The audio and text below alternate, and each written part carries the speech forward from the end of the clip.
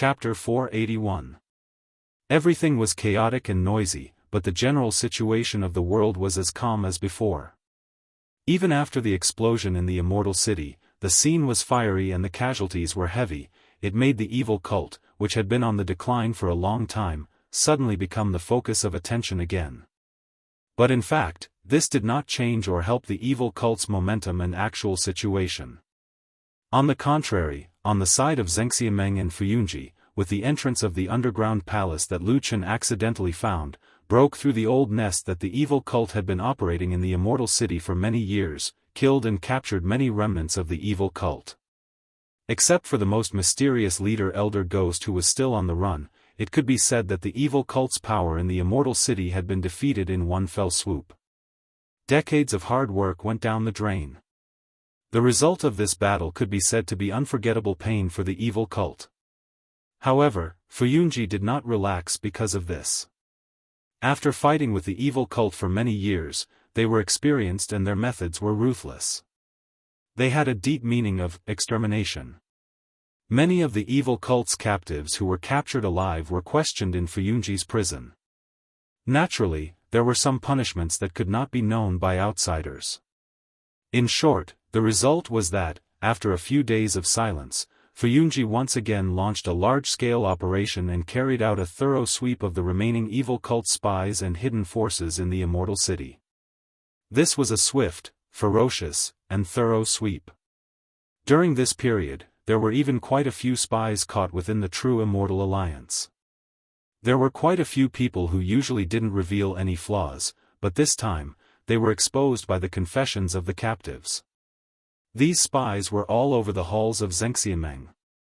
Although the total number was not particularly large, there were only a dozen of them, but even so, it was enough to shock people. In this storm-like arrest process, naturally, there were people who cried injustice. Some people were filled with righteous indignation, some people angrily rebuked, saying some heart-wrenching words, expressing their loyalty to their sect's immortals. There were also some who accused Fuyunji of making a fuss, taking the opportunity to eliminate the strength of other immortals and so on. In short, these words attracted quite a bit of criticism. Even though it couldn't be considered to be a raging storm, there were still undercurrents surging in the true Immortal Alliance. Many halls found the overbearing and domineering Floating Clouds office to be an eyesore. In the end, the storm subsided. It was said that the big shots at the top sat down and had a chat. A bald perfected monarch showed some things to the other perfected monarchs. Then, they chatted for a while and went their separate ways. Following that, Fuyunji stopped arresting people. Of course, it was also possible that they had already arrested all the people that they should have arrested. At the same time, the people from other halls also received verbal orders from their superiors. They only said that among those who were arrested, there were indeed many spies of the evil cult with conclusive evidence. Naturally, everyone did not make a ruckus anymore. However, although Fuyunji could be considered to have achieved a significant victory, they also restrained themselves a lot. Probably because they had received a secret warning, they were not as aggressive as before. In short, this period of time passed just like that. Things calmed down just like that. The power of the evil cult in Immortal City was basically uprooted. The world was at peace, the wind was calm and the waves were calm. Not to mention a storm, not even a ripple could be seen. Xianxia, this behemoth, was the leader of the world. Millions of people submitted to it. It was in line with the phrase, prosperous and flourishing. Recently, White Lotus had been following Lu Chen. No matter where Lu Chen went, she was almost always by his side. If there was something, she would do it. If there was something, she would help. If there was nothing, she would stand at the side in a daze. In short, other than not sleeping in the same room at night, she was almost inseparable from Lu Chen. At least, she was always within Lu Chen's sight and never left his side. And because of this, Lu Chen, who had recently risen to fame and was regarded by Xianxia as the biggest heir to the huge foundation of Lord Tianlan, also left an impression in Tianlong Mountain. That was, no matter where he went, there would always be two closest subordinates by his side. One was the fatty old Ma and the other was the extraordinarily beautiful young girl White Lotus. From time to time, old Ma would leave to help Lu Chen. But the outstanding and beautiful young girl never left Lu Chen's side. She seemed to be his guard, but also like a helper who could not leave his side for a moment. Some busybodies or people with ulterior motives secretly spread that even at night, White Lotus actually slept in the same room and on the same bed with Lu Chen. They said that this young girl was actually Lu Chen's concubine and so on. There were all kinds of exaggerations, ambiguities, scoldings, and innuendo, which were not pleasant to hear. Of course, these rumors could not escape the ears of Fuyunji and would naturally spread to Lu Chen and the other two. In this regard, Lu Chen could do nothing. Old Ma just laughed it off. And White Lotus, who should have been the angriest, seemed to be the calmest. She was indifferent to this kind of dirty water that was poured on her and still followed Lu Chen closely every day. Even though Lu Chen had told her several times to avoid arousing suspicion, White Lotus still insisted on it. In the end, Lu Chen also gave up persuading her with a bitter smile. There were some things that no one could say, could not say, and dared not say, but they would always have some premonitions. Looking at such a talented and outstanding-looking young girl, who should have been regarded as a treasure in the world, right now was living with fear and trepidation, it really made one sigh. But such indulgence also brought about other consequences. Other than attracting attention, every time Lu Chen met Su Qingjun recently, all he saw was a cold face and a disdainful gaze. This evening, the upstart trio of their Tianlan Supreme's faction once again walked out of that prison in Fuyunji. Perhaps it was because that kind of dirty and dark place always gave people a kind of gloomy mood, the expressions of the three of them did not look too good. After walking to one side, old Ma sighed and said, "Still can't get an answer, what should we do?" Now that the evil sect's power in Immortal City was almost wiped out, the only unresolved hidden danger was that missing elder ghost. And among the evil sect's captives, the only one who had contact with Elder Ghost was Chen He. So during this period of time, they no longer paid attention to the others and only specifically questioned Chen He. But Chen He's willpower was unexpectedly strong, no matter what method Lu Chen and the rest used, they could not pry open his mouth. Even White Lotus, who had shone brilliantly in the interrogation previously, could not do it. Hearing old Ma's words, Lu Chen did not have any reaction, but White Lotus who was beside him had already frowned, as if she was somewhat disgusted by old Ma's words. But the truth was the truth, even if she was unhappy, she could only endure it. She only intentionally or unintentionally glanced at Lu Chen's face, as if she was somewhat concerned about Lu Chen's meaning. Naturally, Lu Chen would not get angry or scold them. Speaking of which, the relationship between the three of them was also a little strange. Lu Chen and old Ma were slightly better, after all they were old friends for more than 10 years, but White Lotus and them were not like subordinates, not like friends, even if she wanted to scold them, it did not seem to be very good. After a moment of silence, Lu Chen still waved his hand and said, "Forget it, let's go back first." They walked all the way down the mountain, the sky slowly darkened as they walked. Unknowingly, they walked to the long street of Immortal City, and saw a familiar place in front of them was surrounded by a large piece of cloth. Lu Chen's footsteps paused, and he said, "Isn't that the place where the explosion happened a few days ago? That entire restaurant was blown up, why is it suddenly surrounded today?" White Lotus did not speak, but it was old Ma who was well informed, and he said, "Oh, that side is going to be rebuilt. These days they have been filling that big pit, and at the same time, preserving the entrance to the underground palace." As they spoke, the three of them suddenly felt something at the same time, and looked up together, only to see a cloud falling from the night sky, turning into a ray of light and directly falling behind the cloth, disappearing without a sound.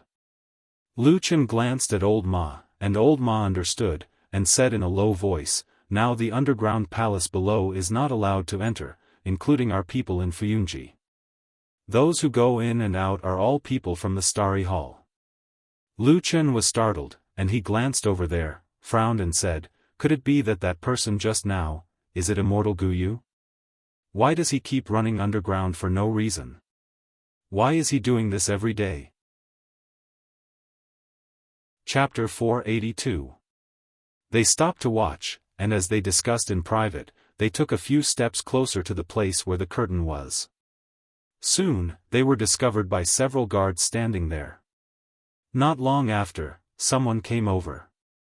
The person who came did not have an overbearing attitude, and very politely told them that this place was now under the control of the Starry Hall of Zhengxiameng, and that unrelated people were temporarily prohibited from approaching. If it caused inconvenience to everyone, please understand. In short, please take a detour first. Lu Chen and the other two naturally would not look for trouble, so they immediately agreed and walked away. However, after leaving here, Old Ma was a little emotional, and said to Lu Chen with a smile, "Look at the attitude of the people from the Starry Hall, they are peaceful and polite. If it were us in Fuyunji, probably a few people would surround them, scold them fiercely, and then tell them to get lost, right?" Lu Chen rolled his eyes and scolded with a smile, "Nonsense, although we in Fuyunji do things in a domineering manner, when did we become so overbearing? Damn fatty, don't help outsiders. Besides, if this kind of words is heard by others, and then spread to Blood Warbler or that damn Baldy, you will be out of luck." Old Ma thought for a moment, and said, "Well, Lord Perfected Immortal, I guess it is unlikely that you will care about such a small matter, but if Hall Master Xue knows about it, it will indeed be a little troublesome." As he said this, he touched his head and sighed, "In this world, even the truth is not allowed to be spoken now? If you want to die, do it yourself, don't drag us down." Lu Chen glanced at him with contempt, then pulled White Lotus a few steps to the side, and said with a smile, "Let's not walk with this idiot, or we will be dragged down by him sooner or later." White Lotus did not respond to him, nor did she have any other reaction. It seemed that she obediently followed Lu Chen a few steps, and her eyes flickered slightly as she looked at Lu Chen. And standing at the side, Old Ma was also startled, a little surprised on his face. The surroundings suddenly became quiet, and Lu Chen suddenly came to his senses. He looked down and found that he was still holding White Lotus's wrist. He was shocked and quickly let go. White Lotus and Old Ma both looked at him, and the atmosphere seemed to become awkward. Lu Chen smiled awkwardly, and after hesitating for a moment, he said to White Lotus, My mind was suddenly confused just now. I seem to remember that you are still the 10-year-old girl on the mountain in Kunlun a few years ago. I suddenly forgot, sorry." White Lotus did not seem to be angry, but looked at Lu Chen strangely, and then nodded, as if she had accepted Lu Chen's explanation. Who knew that Old Ma, who was at the side, seemed to want to see the world in chaos? He stood there and snorted, and said, "What are you saying? Even if she is a 10-year-old girl, you can casually hold her hand? You obviously have ulterior motives. Hey!" Lu Chen was furious, and he kicked Old Ma, and shouted, "Damn fatty, you dare to slander me?" Old Ma jumped to the side and laughed heartily. "I'm just doing this because I can't bear to watch your evil deeds any longer. White Lotus, don't be afraid. If this guy dares to bully you, just tell me, I will definitely help you vent." Ouch! Before the last sentence was finished, Old Ma's buttocks had already been kicked by Lu Chen, and he immediately flew out and fell on his face. Lu Chen sneered, "First, I am not that kind of disgusting person. Second, even if I am, you can't be the hero who saves the beauty." Old Ma patted his buttocks and stood up, looking unlucky, and muttered in a low voice, "This guy, after becoming a disciple of a supreme, how did his cultivation improve so quickly? I don't see him cultivating at all." White Lotus, who was at the side, was a little surprised. Looking at these two big men scolding and laughing, she did not know why, in this quiet dark street in the dead of night, she felt a little warm. She smiled for no reason, her originally gloomy expression also became a lot more cheerful. At this moment, Lu Chen and Old Ma, who had already run to the front, realized that she was still standing behind and watching. They stopped together, waved to White Lotus and said, "Hey, why aren't you walking? Follow me." White Lotus smiled sweetly. In the darkness of the night, she was like a beautiful lily blooming, causing people's hearts to palpitate. With a clear sound of agreement, she quickly followed the two men. The three figures walked along the long street, leaving behind three blurry shadows walking side by side. Behind the erected cloth curtain was the entrance to the underground palace. After the light dispersed, a figure appeared underground. It was the master of Xianxia Star Hall, Guyu Supreme. After walking through that long passage, the underground city that was wrapped in a strange red light appeared in front of him. Not long ago, this was the lair of the Devil's sect in the Immortal City, but now it was completely occupied by Xianxia. Guyu Supreme squinted her eyes and looked at the strange blood moon above the dome. She pondered for a moment and then walked towards the center of the city. At this moment, in this huge underground city, it was no longer quiet like before. In many corners of the streets and alleys, there were Star Hall's disciples busy. Looking from afar, they seemed to be arranging something in some specific places, but those people's positions looked messy, and for a moment, one could not tell what they were doing. Guyu Supreme seemed to turn a blind eye to the many busy subordinates around him, walked along the largest and longest street, all the way to the strange half-body statue in the center of the underground city, and saw the bald True Lord sitting cross-legged in the center of the entire city, slightly frowning as he looked up at the blood moon. The blood-red moonlight shone on his body, refracted from the top of his head, like a transparent gem, looking a little strange and funny. Guyu Supreme walked over and sat beside True Lord Tianlan. True Lord Tianlan turned his head to look at him, then said lightly, "Why do you look so bad?"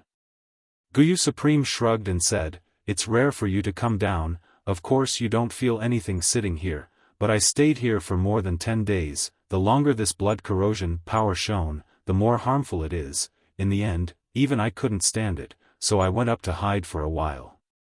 True Lord Tianlan frowned, then turned to look at the other Star Hall's disciples in the city.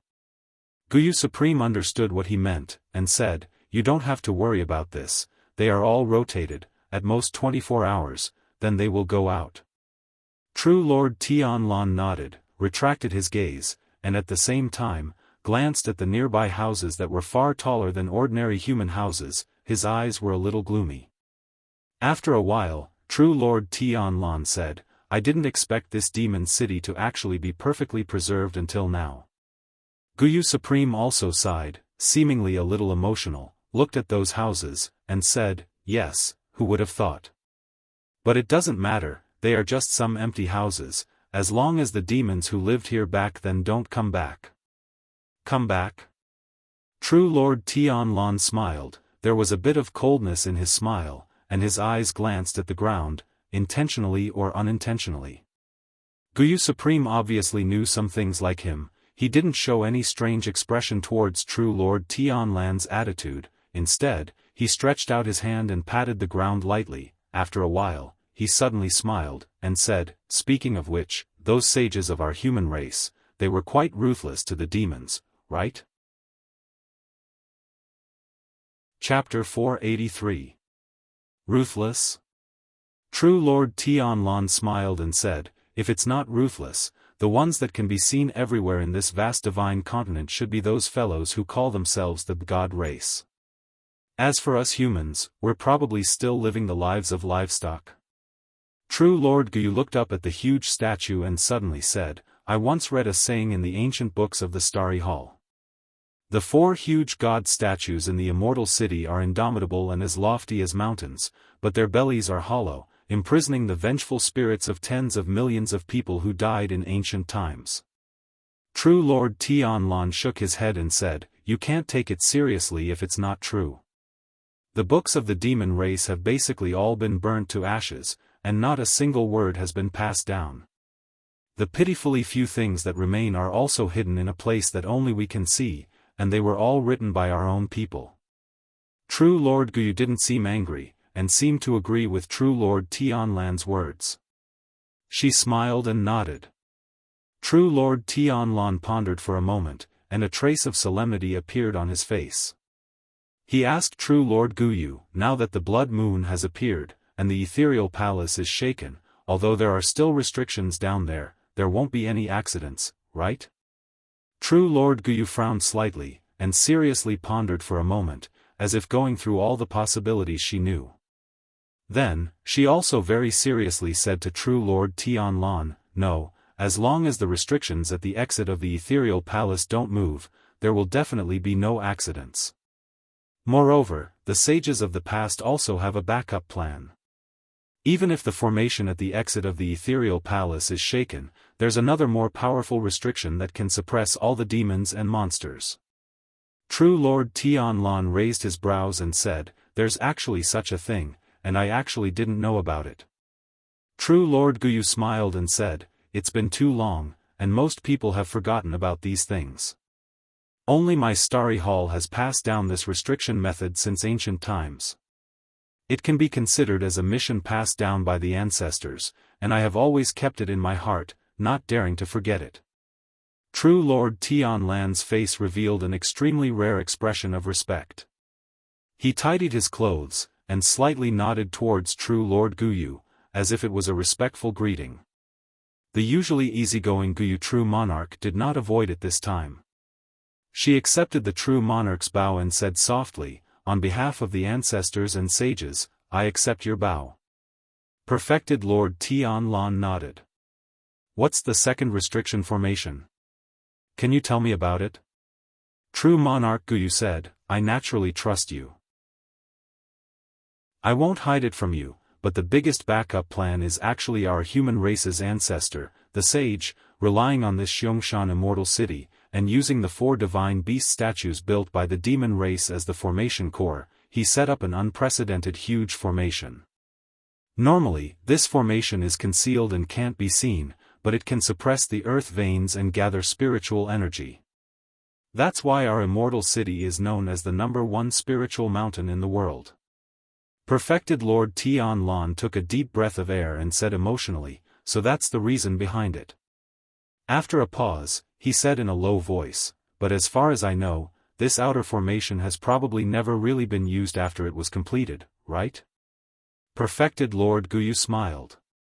This formation was originally meant to suppress the ethereal palace just in case, but all the unusual movements of the ethereal palace previously could not even shake the first restriction beneath our feet, so why would it need to be used? Perfected Lord Tianlan also smiled. After a while, he raised his head and looked at the source of the red moonlight above his head. He seemed to be deep in thought, then casually asked Perfected Lord Guyu, even when the blood moon is in the sky and the blood light is at its brightest, is it still fine? You must know that at that time, the magic power and cultivation of us human cultivators are all suppressed, it's considered the weakest time. Of course it's fine. Perfected Lord Guyu said without hesitation, I don't know how many times I've seen that formation. Its power is unimaginable, suppressing the demon race is nothing difficult.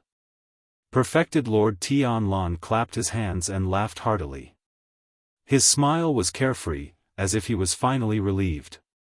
Some time ago in the Immortal City, Zhengxianmeng and Fuyunji's attack against the demonic sect could be said to have shaken the entire city, especially the seizure of the demonic sect's underground lair. It could be considered as the greatest victory since the Battle of the Desolate Valley more than 10 years ago. After that, Fuyunji pursued after the victory, using the captured captives to interrogate the remaining members of the demonic sect. They carried out another round of arrests and wiped out the demons of the demonic sect that were entrenched in the dark corners of the Immortal City. The world was bright, the righteous path was prosperous, the reputation of Fuyunji reached its peak in history at this time of the year. Probably the only thing that's not perfect is that we didn't catch that elder ghost. Walking on Tianlong Mountain, Old Ma said to Lu Chen and White Lotus with some emotion, if we really caught that old tortoise, we might really be able to completely uproot the demonic sect. Then we can be considered to have completed the great cause that many generations of heroes have not been able to do, it's enough to leave our names in history. Lu Chen smiled, White Lotus, who was beside him, took a look at him and said with some surprise, "You actually still want to leave your name in history?" "Hey!" Old Ma rolled his eyes and said seriously, "What's with that expression of yours? What do you mean I still want to leave my name in history? Let me tell you too, as long as it's a human, they all have the heart of fame and wealth, it's just a matter of how big or small it is. No matter what, I'm also an old man who has been fighting with the demonic sect for decades. If I really defeat these evildoers, it's not too much for me to ask for a name in the future generation, right?" Lu Chen smiled and did not speak, and White Lotus, for the past few days, for some reason, her mood suddenly improved a lot. Although she was still cold to outsiders, but towards Lu Chen and Old Ma, she was much closer. Hearing that, she smiled and said, "But in the world of righteous path, who knows how many people are fighting with the demonic sect? Why do you say that others only remember you?" Old Ma was speechless for a moment. After a long silence, he revealed a bitter expression and said, "Then what can we do? There are indeed countless righteous people in this world, we don't have any benefits, don't tell me we can't even have a name."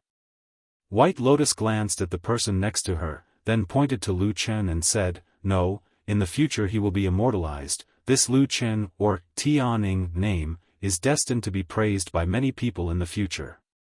Lu Chen was startled, his smile slightly disappeared. Old Ma was somewhat unconvinced and said, "On what basis?" White Lotus shrugged and said, "On the basis that he is the disciple of Huashenjianjuan, on the basis that his natural position is higher than yours, on the basis that he now ascends to the sky in one step and holds great power. In the future everyone may say that the reason why we can defeat the demonic sect is all because of Tianlan Jinjuan and Lu Chen, master and disciple pair of diligent efforts, risking their lives to achieve it." Old Ma was speechless. After a long while he murmured, "This difference is too big, just because his reputation is greater than mine? Isn't it enough that his reputation is greater than yours?" White Lotus sneered and said, "You are the same as me, just an ordinary person among the masses, always just a shadow following behind him.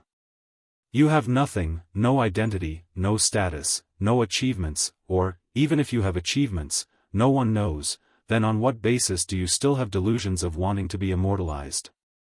"Enough!"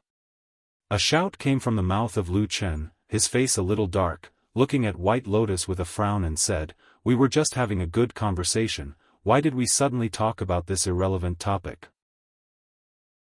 As long as we don't find that Elder Gui, the demonic sect will always be in danger of resurrection. How can we have so many thoughts of being immortalized? Let's quickly go ask that Chen He again."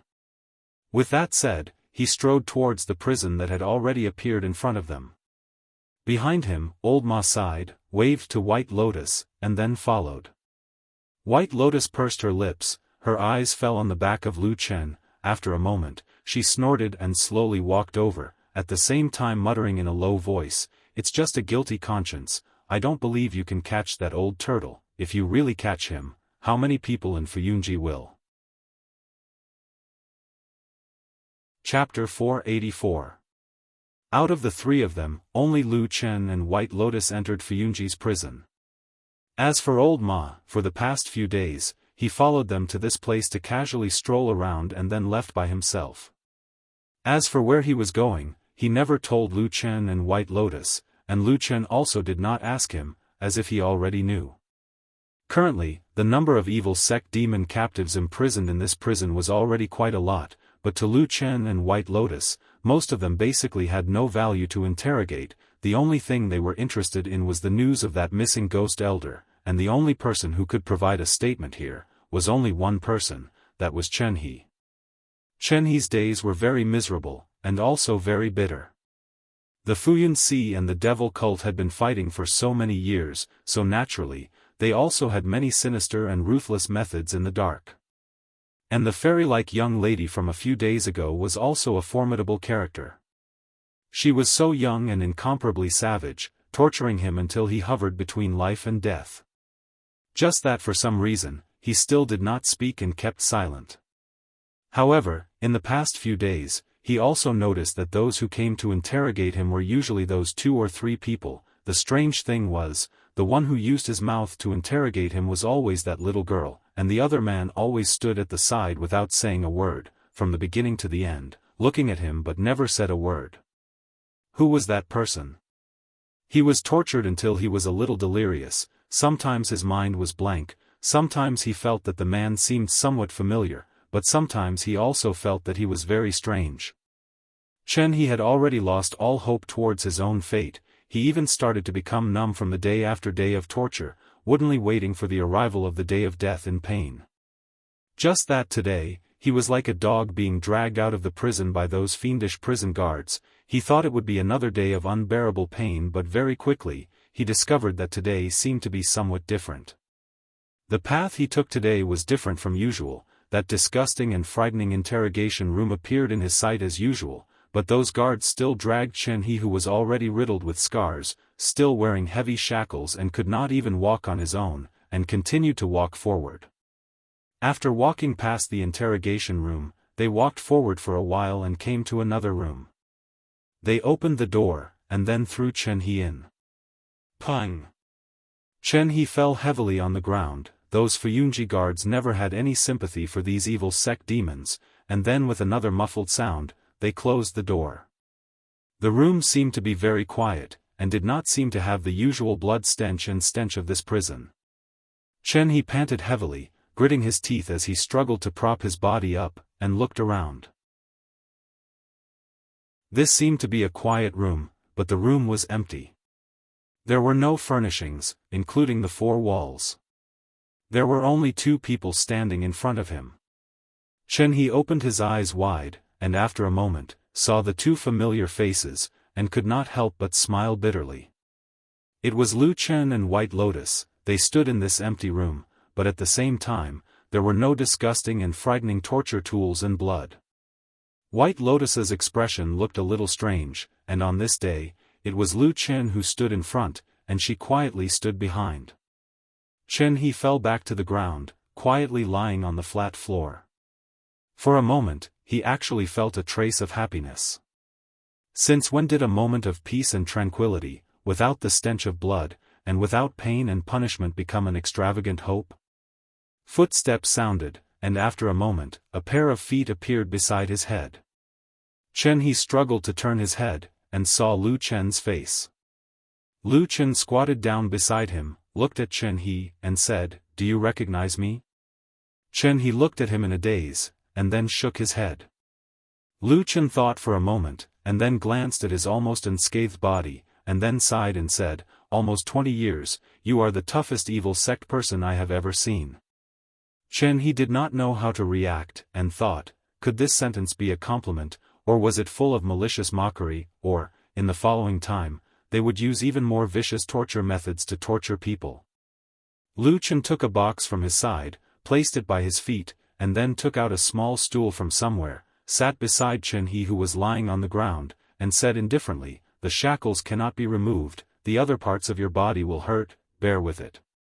Chen He did not understand the meaning of this sentence, and was stunned.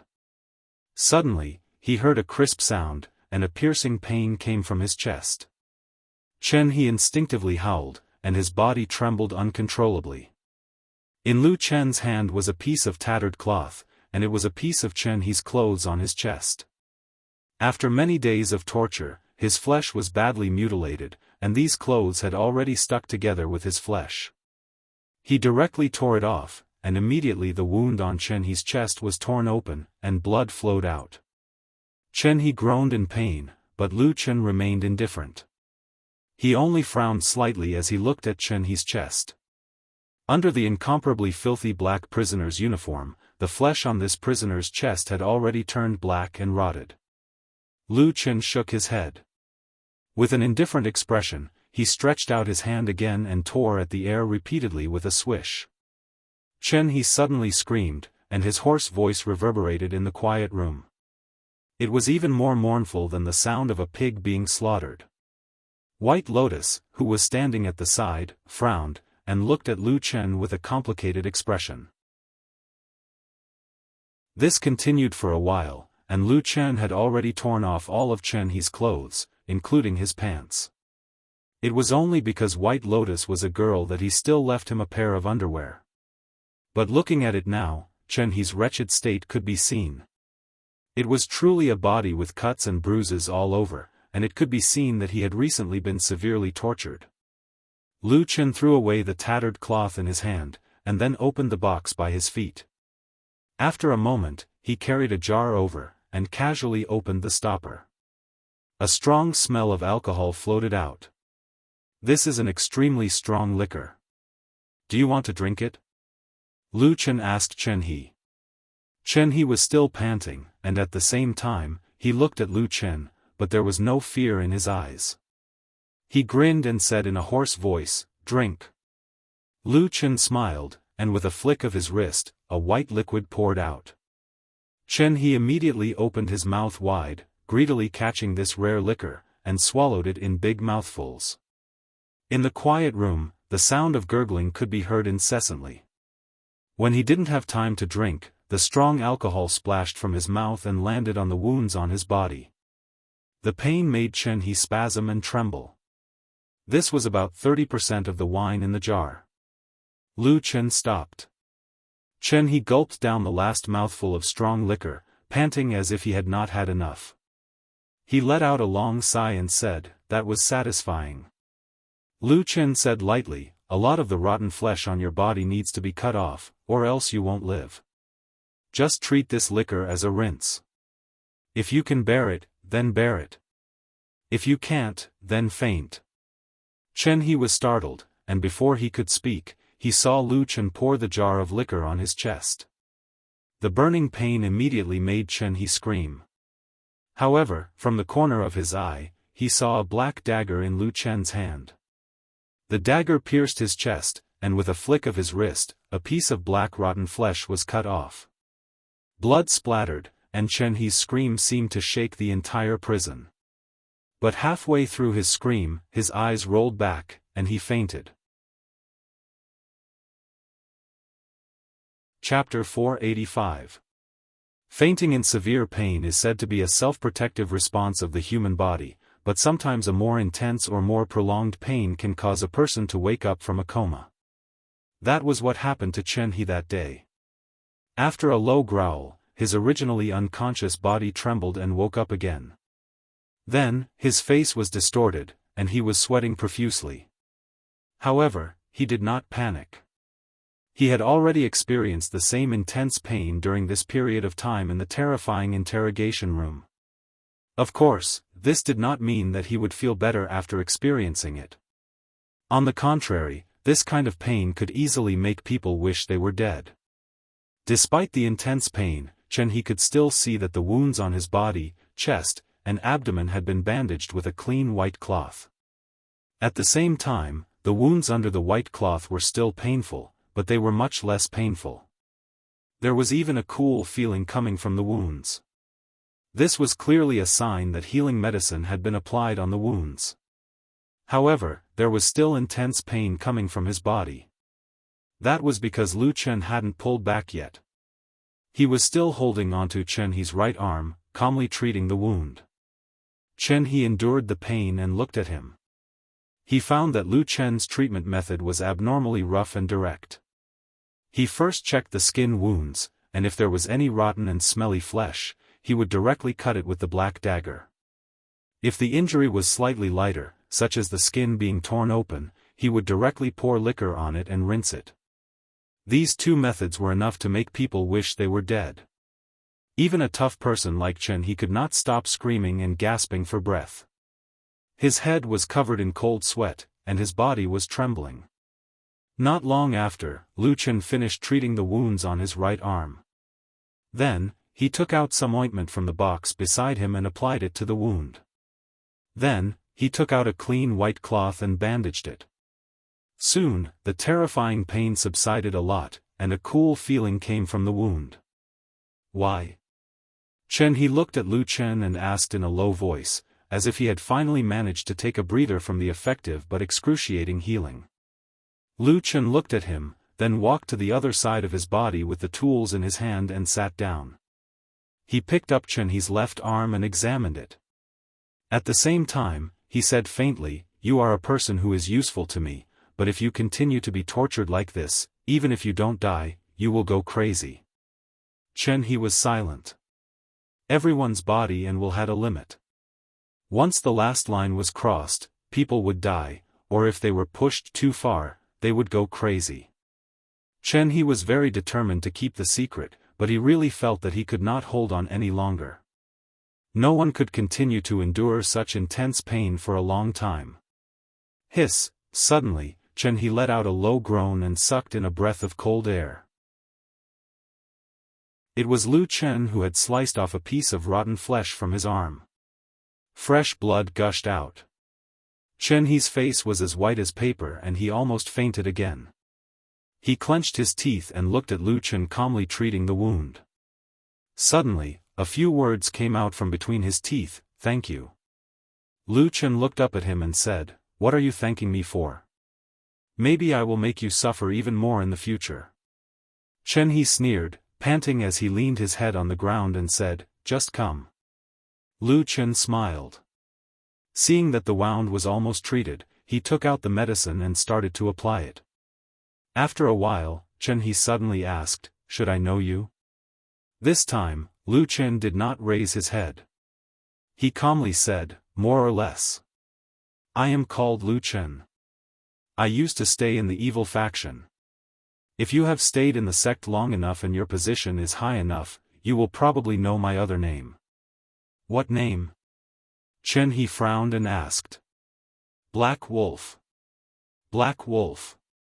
Chen He repeated the name twice. Suddenly, his face changed. Then, the way he looked at Lu Chen was completely different. He stared at Lu Chen and said in a hoarse voice, "It's that barren valley, yes, I did it." Lu Chen said cleanly. "Ah." Chen He let out a beast-like roar. Suddenly, his body rose up, as if he was about to burst out with unimaginable power and pounced towards Lu Chen. But, before he could raise his arm that was wrapped in white cloth, Lu Chen's palm had already slapped him on the cheek. "Pa!" A crisp and heavy slap directly slapped Chen He to the ground. A line of blood flowed from the corner of his mouth. His whole body was pressed against the ground, gasping for breath.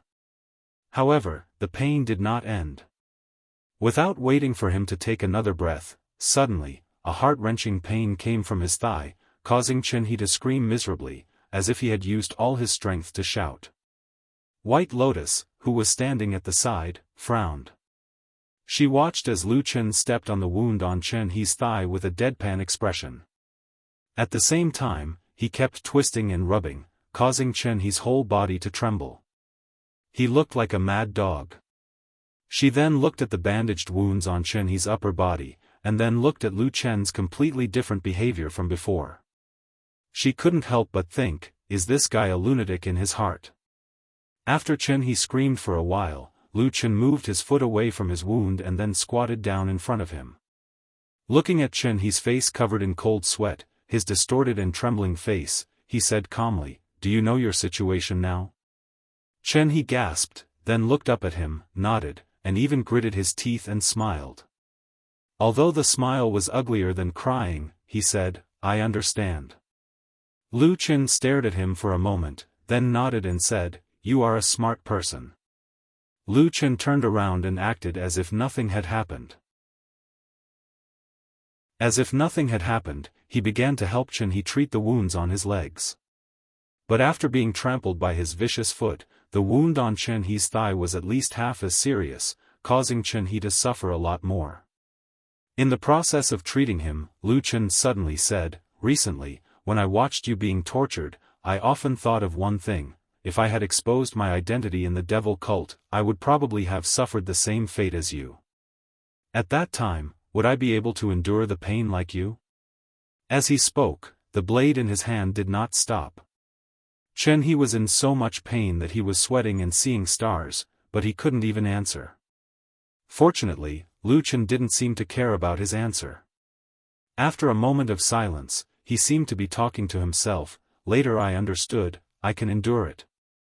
Although he was in extreme pain, Chen He still glanced at him with some contempt, probably because he didn't believe Lu Chen's words. Lu Chen didn't explain anything to him. He just calmly did his own thing and then said calmly, "So, I asked myself, why do I feel that I can endure it? After he said this, not only Chen He, but even White Lotus also looked over. Lu Chen smiled and continued to say arrogantly, later I understood, because at that time, I really believed in something, and firmly believed in it, even at the risk of my life. So I am not afraid of death, nor am I afraid of pain. No matter how much pain, I can endure it. An ordinary person wouldn't be able to endure such intense pain. Those who are able to endure it and remain clear-headed must have some kind of belief in their hearts that supports them, making them unwavering. If they aren't even afraid of death, why would they be afraid of pain? Am I right? Lu Chen looked at Chen He and said lightly, so, I'm very curious, what exactly is in your heart that makes you so stubbornly endure until now, and would rather die than betray Elder Gui?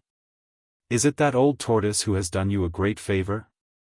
Or do you have something on you, like a relative being held hostage? Or, you firmly believe in the legend of the devil cult, and think that the three realms will be unified sooner or later, and the devil cult will be the final home of the human race, right? Lu Chen smiled and said to Chen He, which one is it? Can you tell me about it? Chapter 486. Chen He did not say a single word to Lu Chen. In fact, after Lu Chen said those harsh words to him, although his face changed and his expression was complicated, he did not say a word, even his eyes were closed, like a living dead lying on the ground motionless. No matter how Lu Chen tormented him, there was no reaction. However, Lu Chen didn't seem to be angry. He still used the original method to deal with the wounds on Chen He's body, with the kind of rough method that made people's teeth hurt. After bandaging, after everything was done, he stood up, clapped his hands and said, "Today you will stay here first, don't go back to the prison, I will come again tomorrow, I hope you will tell me the truth then." After speaking, he called out to White Lotus and then the two of them left the quiet room. When the door was closed, White Lotus glanced at Chen He, who was lying on the ground, found that the prisoner's body was mostly wrapped in white cloth, looking very comical. At this moment, he was still lying on the ground motionless, as if he was indifferent to any movement in the outside world, a little like he had isolated himself. "Why are you so polite to this evil sect demon?" After walking out of the Fuyunji prison, White Lotus couldn't help but ask Lu Chen. Lu Chen looked at her strangely, said, "Do you have enmity with the evil sect? You look like you can't wait to torture them to death." White Lotus shook her head, said, "There is no enmity, even what I did a few days ago." She shook her head, her face was a little sad, but she did not continue, only said, "But don't the whole world think that they are crazy demons who stir up trouble? Why do you have to be so polite to them and even treat their injuries? Wouldn't it be better to directly torture them?" The problem is, any kind of torture seems to be useless against this person now. Lu Chen said, "These days you have been following me and even did it yourself, I don't need to say this, right?" White Lotus was speechless. What Lu Chen said was naturally right, to be honest, although because of the secret method she cultivated, sometimes her heart was more ruthless, but it was really the first time she saw someone like Chen He who could withstand such torture. "If it was you, do you think you can survive this period of time?" Lu Chen asked her in return. White Lotus was silent. After a while she shook her head, said in a low voice, "No." Lu Chen nodded and said, "That's right. Since punishment is useless, let's try something else. Humans, no matter how tough and tough He Gang is, the body will always like comfort. When it is comfortable, the spirit will be relaxed. We will wait until he relaxes, maybe there will be a chance." White Lotus frowned, said, "Why so many twists and turns, can it really work?" Lu Chen said with a smile, "Anyway, we can't ask now, right? Let's give it a try. At worst, I will let you beat him back to his original state later." White Lotus took a few steps forward, suddenly looked back at Lu Chen, a strange light flashed in her eyes. Lu Chen said, "What's wrong, why are you looking at me like this?" White Lotus hesitated for a moment, but still shook her head and said, "Nothing." The two walked to the front of the Kunlun Hall. Lu Chen went over to ask, and learned from the respectful guard at the door that Supreme Tianlan went out early in the morning, and had not returned yet. Lu Chen walked back and said to White Lotus, I have something to talk to Death Ray, my master, now I am waiting for him here, but I don't know when he will come back. You don't have to accompany me here, or go home and rest first. White Lotus was obviously stunned for a moment, then said, oh, nodded to him, turned around and walked away. Lu Chen watched her walk away, then turned around to greet the guards at the door of the hall, and said with a smile, I will wait in the hall. The guards all agreed with a smile. The identity of the person in front of them had now been announced to the world. He was the most favored disciple of Supreme Tianlan, and according to Supreme Tianlan's recent performance, there was a great possibility that this huge foundation would be handed over to him in the future. As the palace guards of a deity transformation stage perfected cultivator, it was natural for them to be highly skilled and loyal. With their status, they could be rude to most of the people in the alliance of true immortals, including some powerful nascent soul-perfected cultivators. However, when it came to this young master, the guards were all smiles and hurriedly sent him in without the slightest intention of stopping him. However, when Lu Chen's one foot had just crossed the threshold, suddenly a call came from behind. He looked back and was startled for a moment. It was White Lotus who had returned, and was standing on the stone steps of the Kunlun Hall. Lu Chen walked over, a little puzzled, and asked, What's wrong, is there anything else? White Lotus's expression was complicated, and she said in a low voice, I'm not tired, and I'm not in a hurry, and it's almost dark. I'll wait for you here, and when you're done, we can go back together. Lu Chen stared at her for a while, then nodded and said, If that's the case, wait for me here for a while. Okay. White Lotus replied, and then really sat down on the white stone steps. Lu Chen entered the main hall of Kunlun and looked around.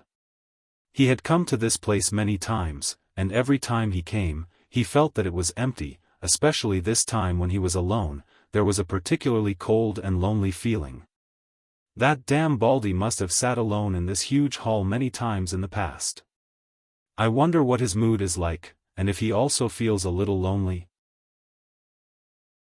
Thinking of this, Lu Chen quickly shook his head and laughed, thinking, that damn Baldy is not a normal person, the thoughts and feelings that ordinary people have must not make sense to him. The tall lotus throne in the hall sat there conspicuously, and below it was a chair. Lu Chen went over and sat down casually, and then quietly waited. This wait went on for a long time, and he did not know where Supreme Tianlan had gone, and did not come back.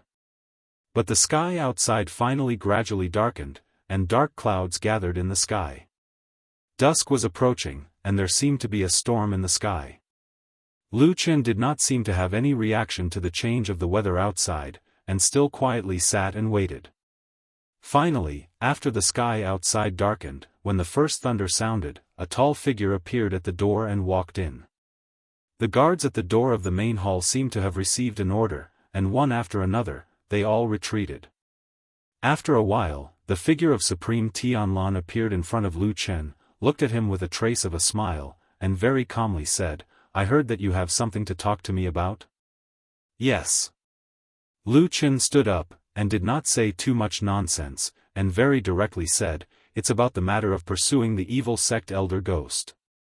Among all the evil sect demons that have been caught, only one called Chen he knows about Elder Ghost, but this person is very stubborn, even punishment cannot make him yield, so I think.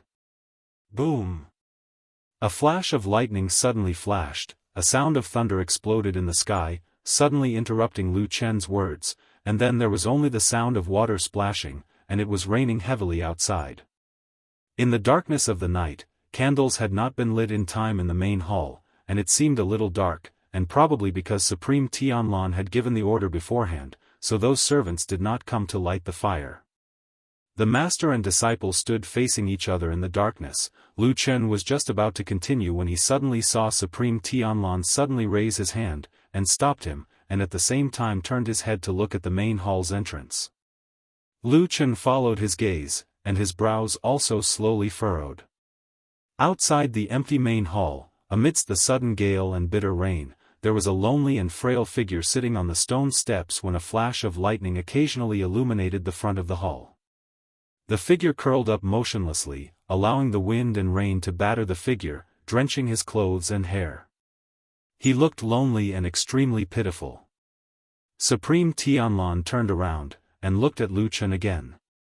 A trace of a bitter smile appeared on Lu Chen's face, and he sighed. Just when he was about to say something, he suddenly saw the cold expression on Supreme Tianlan's face, with some coldness, as he said, "This girl is pretending to be crazy, deliberately sitting there in the rain and wind, pretending to be pitiful for you to see, nothing more than to make you soft-hearted and protect yourself. At such a young age, her heart is detestable, she deserves to die." Boom! Another clap of thunder sounded in the sky. Lu Chen's expression was indifferent, only his pair of eyes violently contracted. Chapter 487. Lightning tore through the dark sky and split the night sky in half like a huge lightsaber in the storm. It also illuminated the dark world at that moment. Lu Chen raised his head and looked at the person in front of him. Perfected Lord Tianlan stood in the dark hall. He was tall and burly and had a cold and angry expression on his face. He looked like a glaring Vajra and a demonic god, instilling fear in people. For so many years, he had always been high and mighty like a god, looking down on all living beings and holding the lives and hopes of countless people in his hands. His eyes were as deep as the ocean and his gaze fluctuated like turbulent waves. He was also staring at Lu Chen. In this magnificent hall, there was a short period of time when it suddenly became quiet and no one spoke. The figure on the stone steps outside the hall was still sitting in the wind and rain, enduring the harsh wind and rain. "Is there a need to do this?" "She's just a child," Lu Chen said in a low voice. Perfected Lord Tianlan looked at him and said, "You were also a child when you entered the devil cult. What did you do later?" Lu Chen's expression changed and he said, "She's still young and can't be compared to me.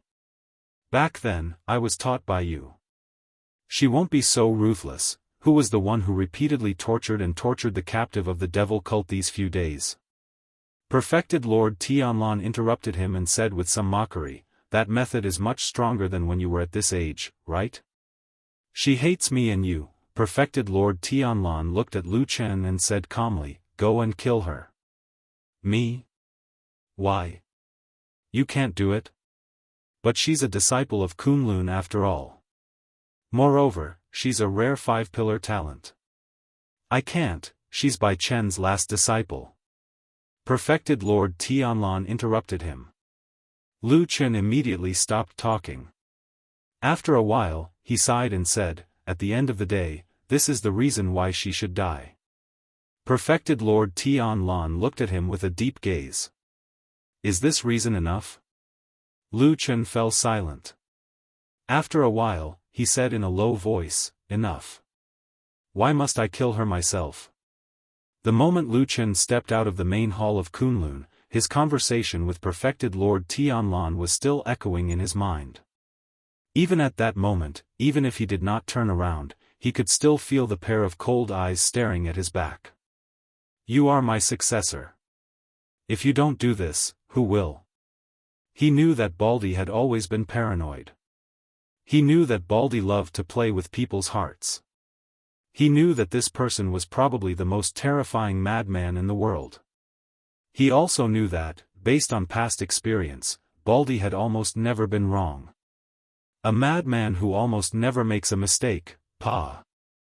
Lu Chen walked out of the eaves of the main hall and into the storm.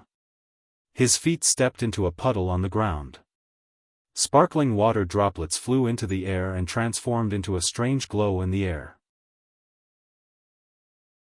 The girl sitting on the steps trembled slightly as if she had sensed something. However, she did not turn around. She hugged her body tightly as if a bone-chilling cold was piercing through her body.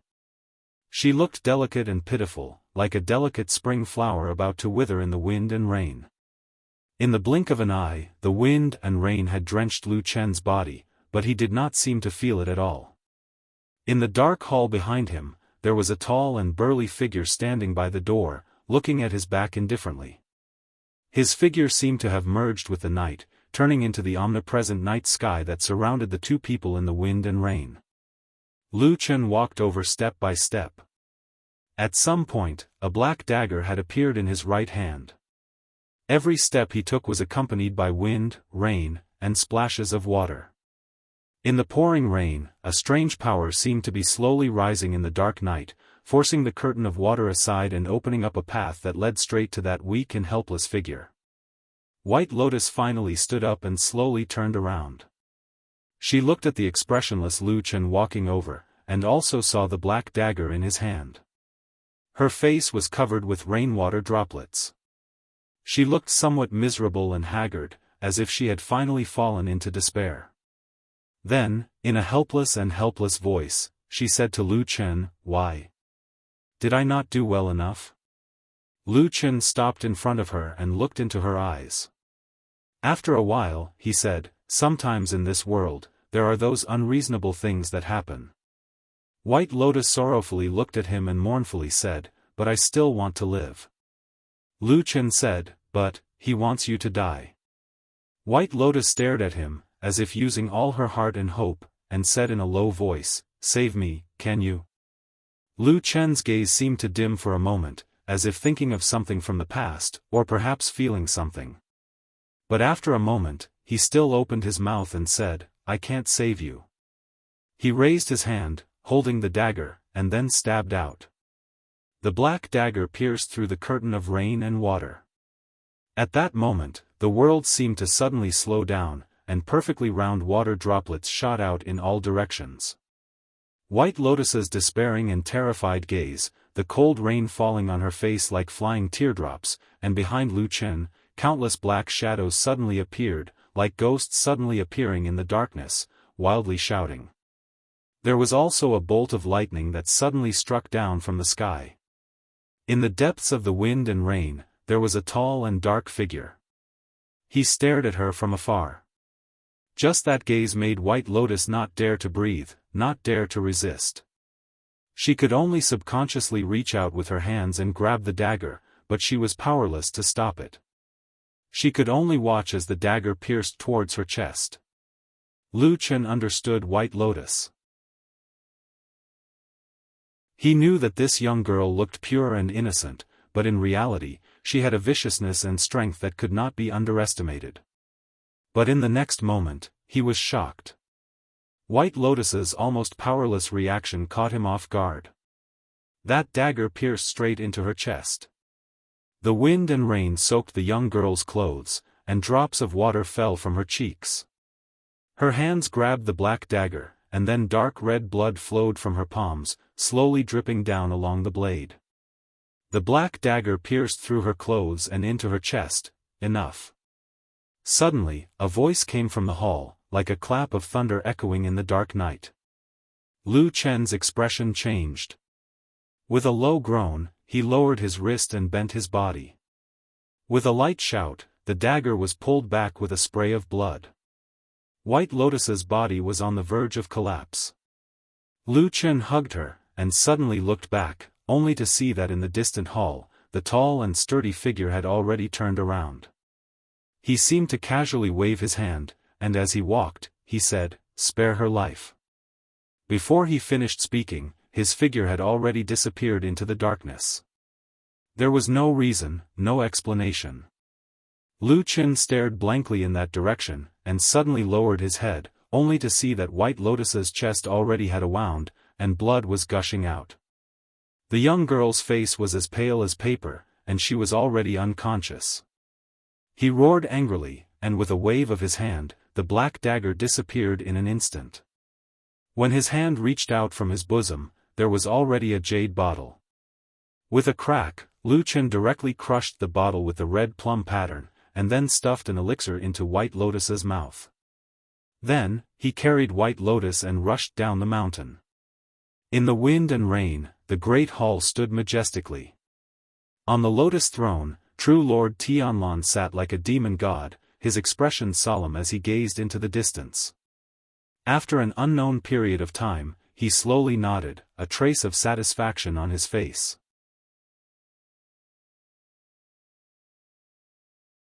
Chapter 488. Boom!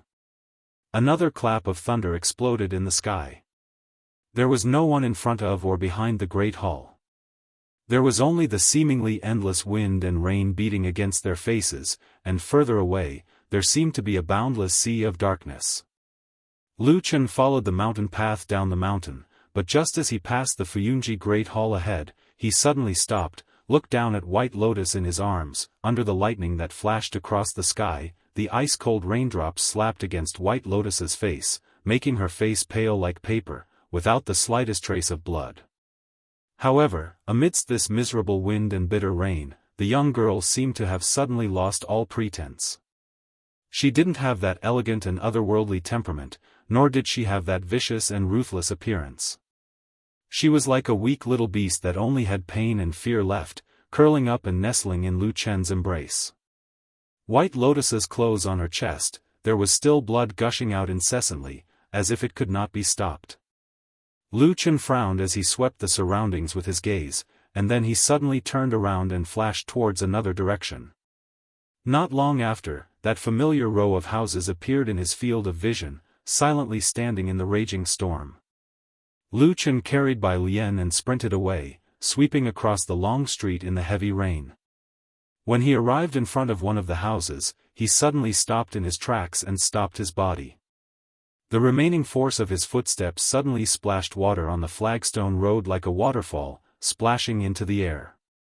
And Lu Chen did not have the slightest hesitation, exerting force with his feet, his entire body soared into the air, carrying White Lotus over that high wall, flying into that house, landing in front of the bedroom door.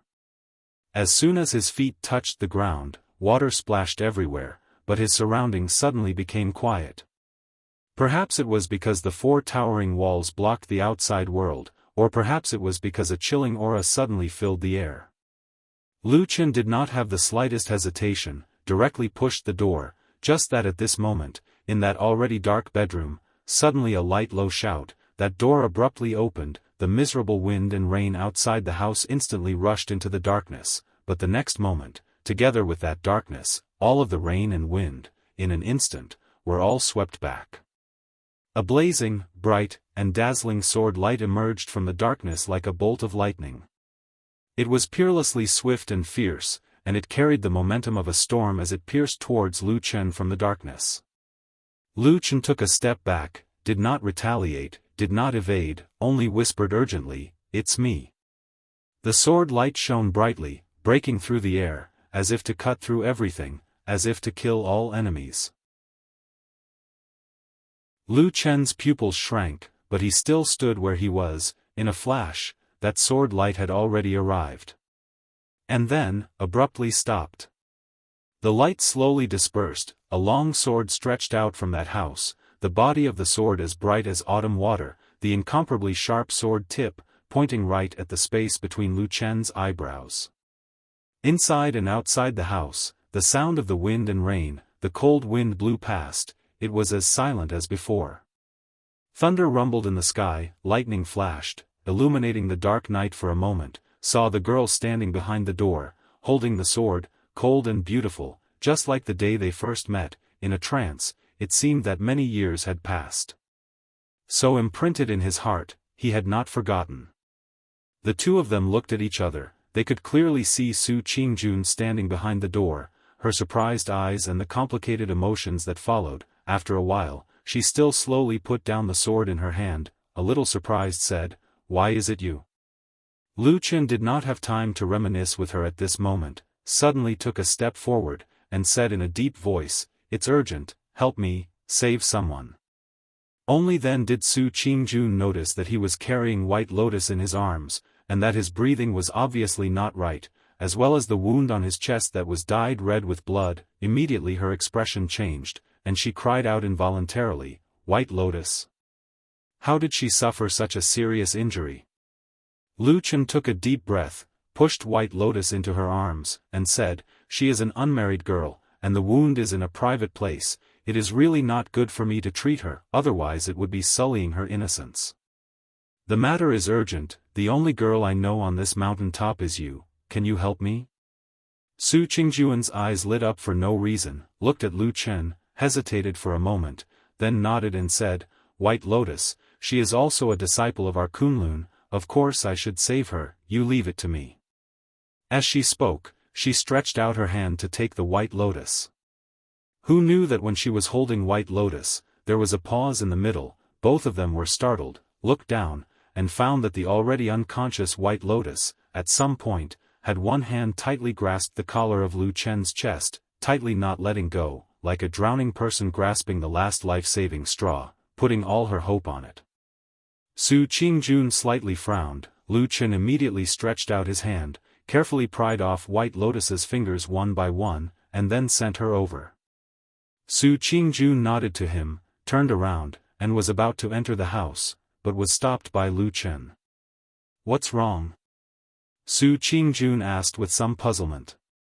Lu Chen took out a small bag from his bosom, stuffed it into Su Qingjun's hand, and said, "There is a kind of poison on her wound, it will make the blood flow non-stop, and it will not heal. You can apply the powder in this to her wound, it will stop the bleeding."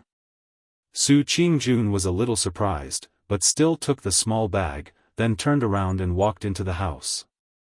Lu Chen stood in the same place for a moment, then reached out to close the door, stood at the door, turned around, looked up at the dark sky, and looked at the wind and rain, then let out a long breath.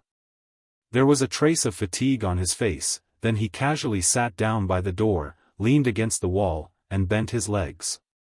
The wind and rain were still very strong, and there was a 3-foot eave above his head, but it still could not stop the flying rain from falling on him. But Lu Chen did not seem to care, he just sat quietly outside the house in the wind and rain, quietly staring at the dark world.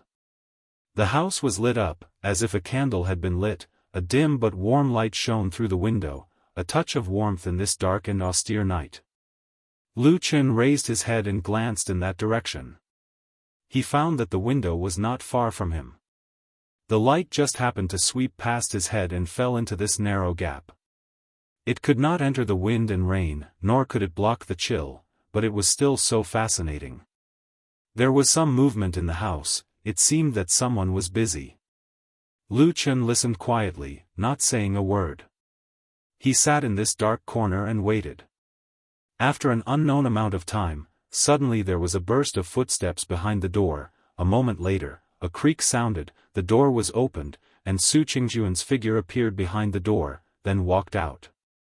Lu Chen looked at her, and her gaze swept across the surroundings before finally landing on Lu Chen, who was sitting on the ground, looking a little disheveled and exhausted. A halo enveloped Su Qingjun's body, it was the candlelight in the room behind her, looking like she was glowing. Su Qingjun looked at Lu Chen's appearance, but after a while, she walked over, squatted down beside him, and said, "The bleeding has stopped, although the injury is not light, you should have given her some kind of panacea, the medicinal effect is very strong, so there should be no danger to her life, you can rest assured." Okay, Lu Chen was silent for a moment, nodded, and then said to Su Qingjun, "Thank you."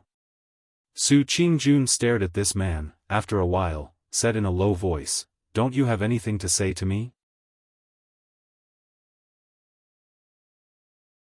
Chapter 489. What should he say? Should he say that he stabbed a knife into the heart of White Lotus and almost took her life? Should he say that he didn't mean it and was forced to do it? Or should he say that all of this seemed to be just a dream, a joke that could be laughed off? Lu Chen was silent for a moment and did not answer Su Qingjun's question. Instead, he asked softly, "Can I go in and see her?" Su Qingjun hesitated for a moment and nodded. The two of them stood up. Immediately, Lu Chen followed Su Qingjun into the house. This was the first time that Lu Chen entered Su Qingjun's room. Even when he was on the Kunlun mountain, although he had been Su Qingjun's nominal disciple and built a thatched hut outside her cave residence, strictly speaking, he had never entered it. The furnishings in the room were clean and tidy. It seemed that they were all commonly used furniture. It could be seen that Su Qingjun was also a woman who loved cleanliness. However, the bed in the room looked a little messy. It was probably because White Lotus was lying on the bed. It should have been messed up when Su Qingjun was busy saving her. Lu Chen walked to the bed and saw White Lotus lying there with a pale face. The soft quilt covered her body up to her neck. Her eyes were tightly closed and her delicate eyebrows were slightly wrinkled. It seemed that she still felt a trace of pain in her coma. Her beautiful hair was a little messy. A few strands of black hair fell from the corner of her forehead and gently fell on her cheek. She looked a little fragile. Su Qingjun silently walked forward and gently lifted a corner of the quilt. She whispered, just now her clothes were stained with a lot of blood and her whole body was wet. It was really impossible to wear it, so I took my own clothes and put it on her first. Lu Chen glanced over and saw that White Lotus had indeed changed into a set of plain clothes. It looked loose and soft. It was probably the clothes that Su Qingjun usually wore when she slept. At the same time, from his angle, he could also see that at the edge of the clothes on her chest, White Lotus's body was already wrapped with white gauze. Naturally, it was what Su Qingjun had done to treat her. Lu Chen let out a long breath and turned to Su Qingjun and nodded, "It's really troublesome for you." Su Qingjun faintly said, "After all, younger sister Bai and I are from the same sect. Moreover, in terms of seniority, she is probably my teacher. So it is reasonable for me to save her. Moreover." She looked down at the wounds on White Lotus's body and then gently covered her with the quilt. She said, "White Lotus is after all still a girl. It is indeed inappropriate for a man like you to treat her." Lu Chen nodded and said, "It's good that you understand me." But Su Qingjun suddenly turned around and stared at Lu Chen. The emotions in her eyes seemed a little strange. Lu Chen's heart couldn't help but thump when she looked at him like that. Thinking about it, he didn't seem to have done anything shameful. He was a little stunned and said, "Why are you looking at me like that?" Su Qingjun stared at him for a moment. For some reason, her cheeks first blushed slightly. Then it returned to normal. She looked at Lu Chen and said, "I thought of something and I don't understand." Lu Chen said, "What's the matter?" Su Qingjun glanced at the unconscious White Lotus on the bed and said, "She was injured and unconscious. You adhered to the boundaries between men and women and sent her all the way to me. But that year on the Kunlun mountain, that time when I returned injured late at night, why didn't you do this, but—" Speaking till the end, her cheek slightly blushed again and she didn't continue. But Lu Chen already understood what she meant. This time he was a little speechless and didn't know what to say. But looking at Su Qingjun's unblinking eyes looking at him, it was obvious that she wanted to know the answer. Lu Chen felt a little helpless in his heart. After hesitating for a moment, he still sighed and said, "That year's matter, actually at that time, when you went out, you more or less violated the curfew of the Kunlun party. This matter can't be publicized and I also didn't dare to alarm others." Anne. Hearing Lu Chen's words, Su Qingjun nodded slightly. Indeed, when she left the mountain that time, she violated the Kunlun's ban for her family, so it was not suitable to be publicized. But when she heard the last two words, and saw that Lu Chen wanted to say something, she couldn't help but ask again, "And what?" Lu Chen thought for a moment and finally said honestly, "And when I was on the Kunlun mountain, I didn't know any other women I was familiar with. The only one I was close to was Yi Tuan. But she lived too far away, distant water could not quench present thirst. Now it's different. You live close, and you are a woman I know, familiar with. Plus, White Lotus is a girl, so I hurried to send her over. It's all thanks to you." Looking at Lu Chen's solemn last words, Su Qingjun's heart warmed for no reason. Then, she felt an inexplicable sense of loss. She sighed softly and said faintly, "Anyway, I'm not as good as her. You were worried about her reputation, but you didn't have to worry about mine. When she was injured, you ran to her in the rain and fed her rare elixirs. Oh, that's right, when I was injured, you gave me the elixirs that you wanted from me. They were my own, right?" Lu Chen was dumbfounded and speechless for a moment. How could something so long ago be brought up again? But these words sounded a little awkward. But when he looked at Su Qingjuan's cold and calm face, he felt suffocated again. He could only say softly, "How can she be compared to you? Don't think too much." Su Qingjun glanced at him and said, "She can't be compared to me?" Lu Chen nodded and sighed, "You're such a smart woman, how can you not understand what I mean?" The light in Su Qingjuan's eyes seemed to flash for a moment, but then she restrained herself. The corners of her mouth slightly pursed, as if she wanted to scold him, but she quickly restrained herself. In the end, she just rolled her eyes at him and said, "You're full of empty words. Who knows which is true and which is false?" Lu Chen smiled and didn't argue. For so many years as a shadow, he had indeed lived the kind of life that Su Qingjun had just described. Sometimes, even he couldn't tell the difference between true and false, let alone others. However, Su Qingjun didn't continue on this topic. Instead, after a moment of silence, her expression suddenly became serious. She looked at Lu Chen and said, "Okay, let's not talk about this for now. Tell me first, on this celestial dragon mountain, how did White Lotus suffer such a serious injury?" Lu Chen became silent. Su Qingjun waited for a moment and asked again, "Also, when you brought her here just now, you really didn't turn over her clothes and wound. Then I'm curious, how did you know that her wound was poison and caused her to bleed non-stop? You have to know, when I was treating her just now, I couldn't recognize what kind of poison it was. Instead, you even took out an antidote that could detoxify it."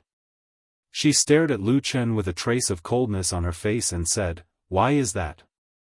What is your relationship with the person who injured her?" Lu Chen was silent for a moment, then he smiled bitterly and said, "Okay, you're right, the person who injured her is me." Rumble. In the dark sky outside the house, there was a sudden clap of thunder. A gust of cold wind suddenly blew open the unlatched door and rushed into the house.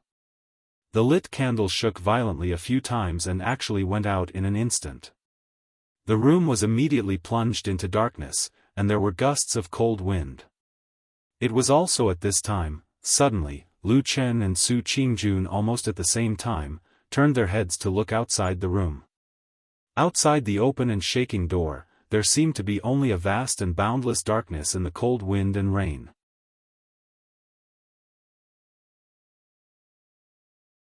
Chapter 490. The night was as deep as the sea. In the endless darkness, there seemed to be a pair of pitch-black eyes staring at the only remaining warm place in the darkness of the night. But in the bitter wind and rain, besides the sound of the wind and the cold powder of the rain that came with the wind, there was nothing unusual. Lu Chen turned his head and looked at Su Qingjun. Su Qingjun hesitated for a moment and then shook her head slightly. Lu Chen frowned and then walked over. Holding the door frame, he looked at the darkness outside and slowly closed the door. A dim yellow light lit up behind him. He turned his head and saw that Su Qingjun had relit the candle. The candlelight shone on her beautiful face, reflecting a strange and gentle halo. She looked up at Lu Chen and calmly said, "You still haven't answered the question I just asked you." "It's me." Lu Chen took a deep breath and said, "I hurt her."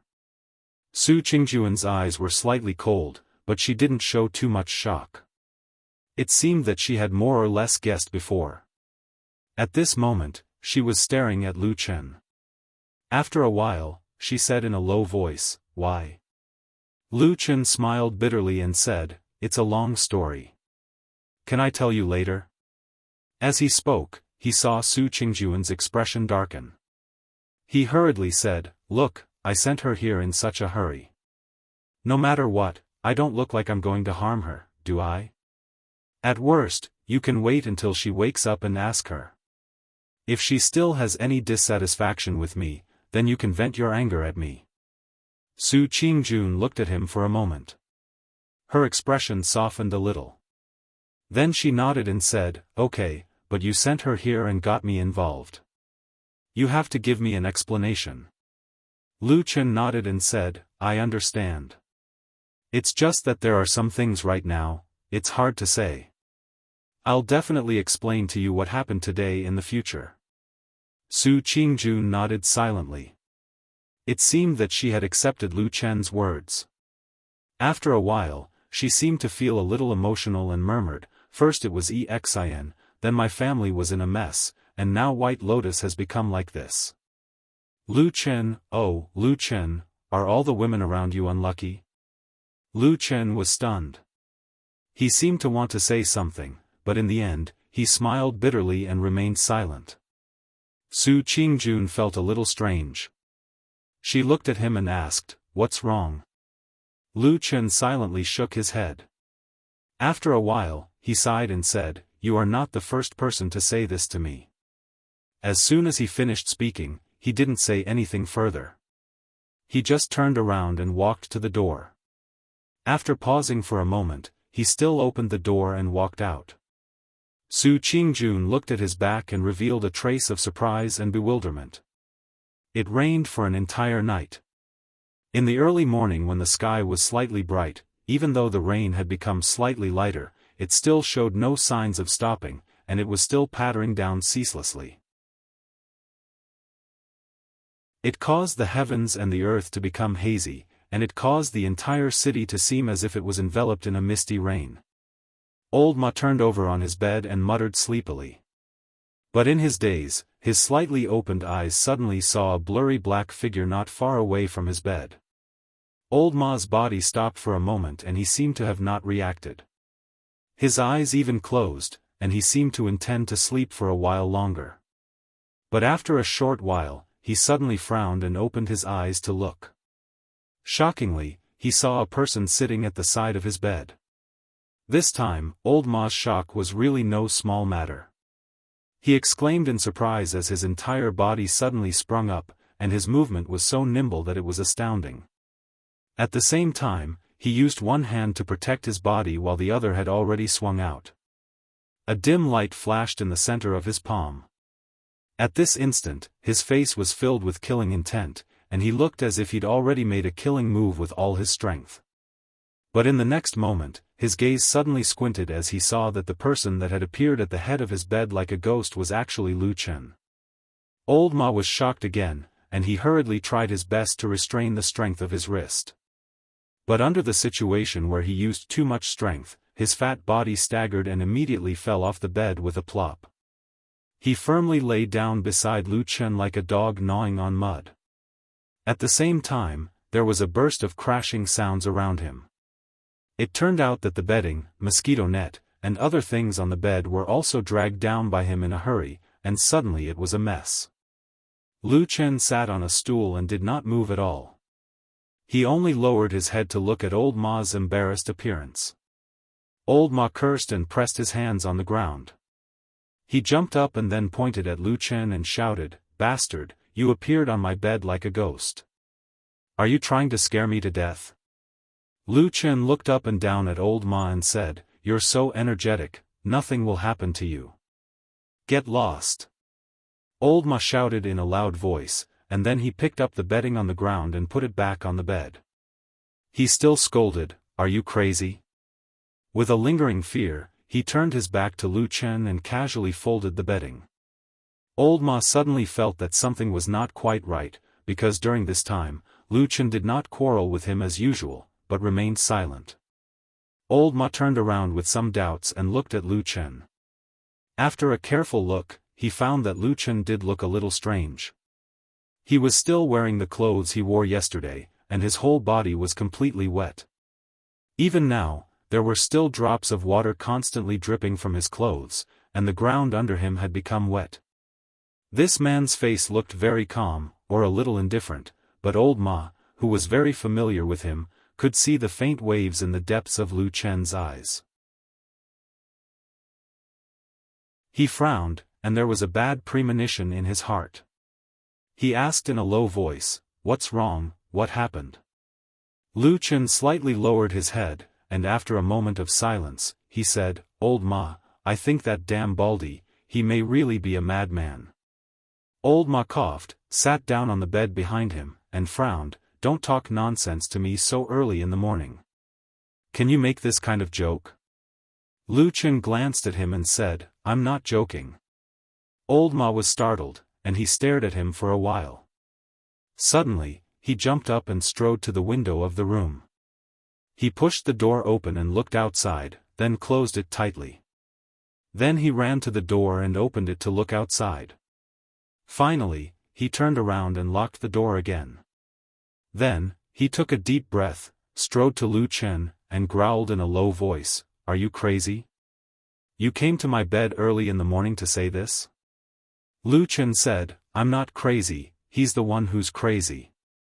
Old Ma said, What's wrong with perfected immortal? Lu Chen said, He forced me to kill White Lotus. Old Ma shouted without hesitation, What's so strange about that? If it were me, I would have already killed that woman. I asked you to do it, but it was just to test you. What's wrong with that? Lu Chen was stunned. He looked up at Old Ma, and the room suddenly became quiet.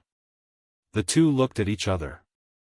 After a while, Lu Chen said in a low voice, Do you think so too? Old Ma sneered and said, The person who should be asking is you. Since when did you not think so?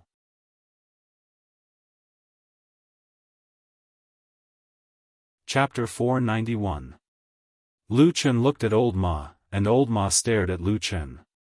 After a long time, the morning light outside the window brightened, and the pitter-patter of the wind and rain sounded incessantly. Lu Chen finally turned his gaze away. When did you change? People always change, right? But, is the you after the change good or bad? Lu Chen didn't know. He was a bit confused. For many years, he thought that his will was unwavering.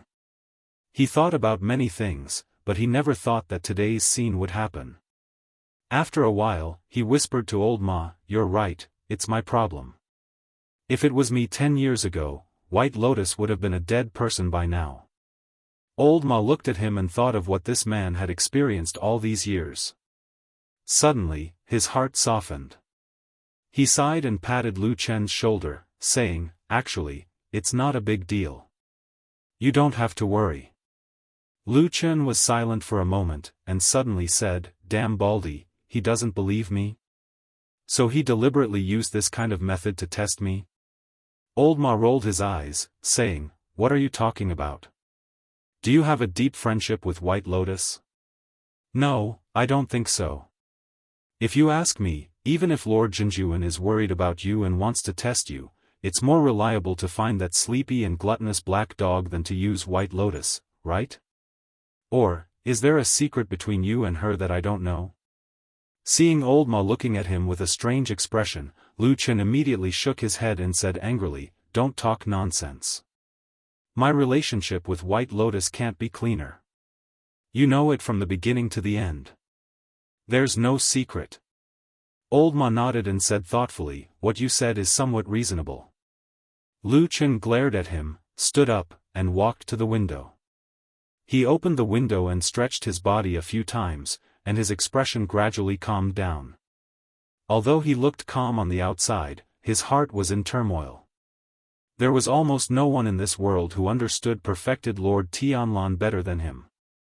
In fact, even he himself did not dare to say that he completely understood his master. Most of the time, this high and mighty soul formation perfected cultivator was like a god, mysterious and unapproachable.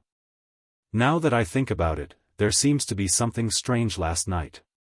Lu Chen turned to Old Ma and said, From the beginning to the end, White Lotus didn't fight back at all. She just stood there the whole time. Old Ma frowned and said, What are you trying to say? Are you saying that White Lotus was secretly threatened by someone? I don't know, at least not now. Lu Chen looked at the rain outside the window again. After a long while, he suddenly said, Probably for a person like him, it is still too difficult to completely trust someone. Over the years, the damn Baldy has seen a lot of deception and intrigue. What's more, he is actually the biggest shadow leader in the world. Old Ma walked over and looked at Lu Chen's face from the side. He saw that there was a somewhat complicated expression on his face, and at the same time, his voice became a little low. What is a shadow? Shadows are born to do things that betray.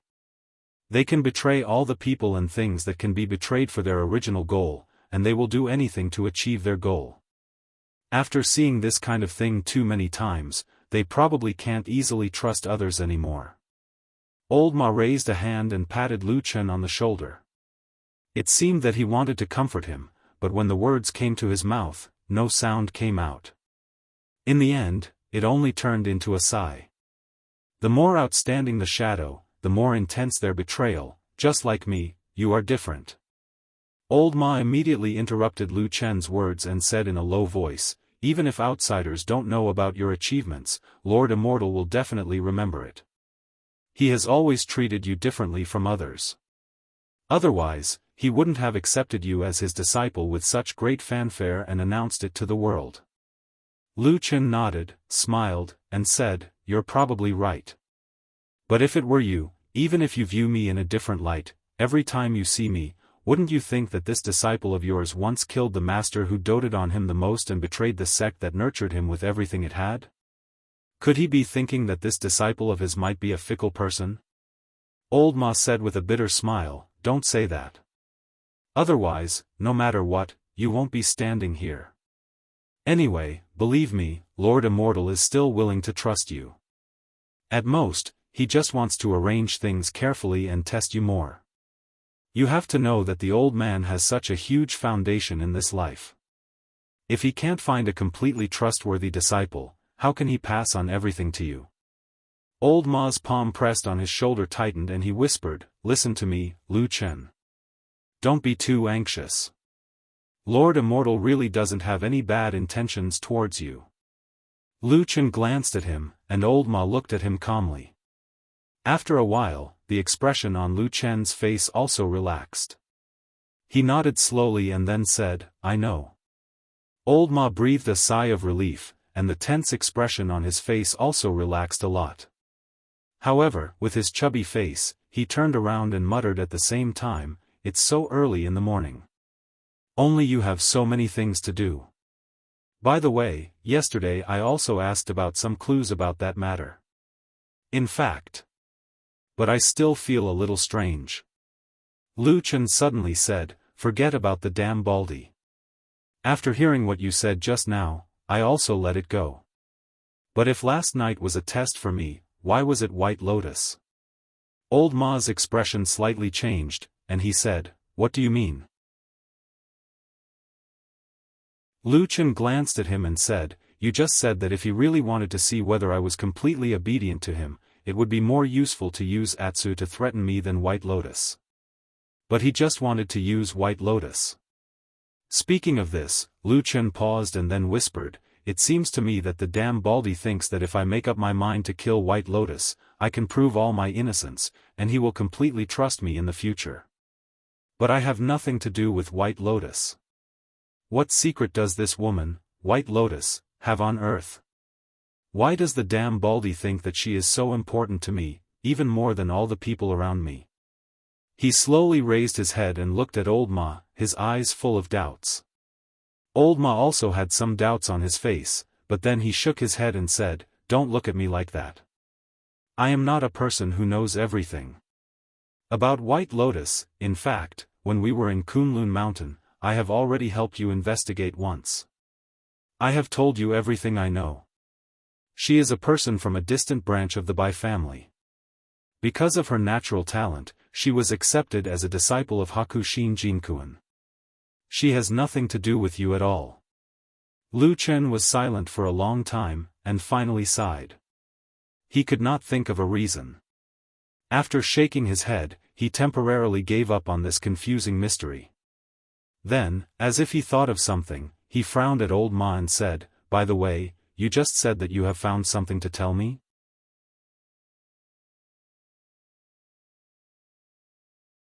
Chapter 492. Old Ma was stunned for a moment, then he nodded and said, yes, I wanted to talk to you last night, but I couldn't find you. After I came back, I waited for you for a long time, but you didn't come back. Lu Chen said, I was in Kunlun at that time. What's the matter? Old Ma said, it's about the woman named Song Hui. Lu Chen's expression changed and said, what did you find? When I asked you about this a few days ago, didn't you say that no one in the Grand Chancellor still remembers this woman? Old Ma grunted and said, it's true that the Dazayuan is like this, but yesterday I asked someone to find an old man who used to work in the Dazayuan. Now he's old and has nothing to do. He lives in the Immortal City, and there's no one to take care of him. He's living in poverty. I went to find him and gave him some money. He was very happy, so he said a few more words. Lu Chen frowned and said, what did he say?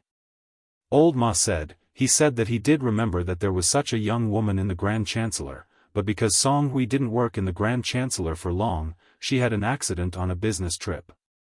In addition, this woman didn't come from a famous sect, nor did she have a famous family background, so she was quickly forgotten.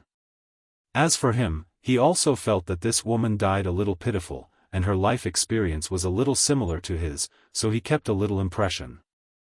Lu Chen nodded and said, what does he remember about Song Hui? Old Ma pondered for a moment and said, in fact, it's what I said before. She came from an ordinary small sect and entered Zhengxianmeng by chance, but she didn't have much success.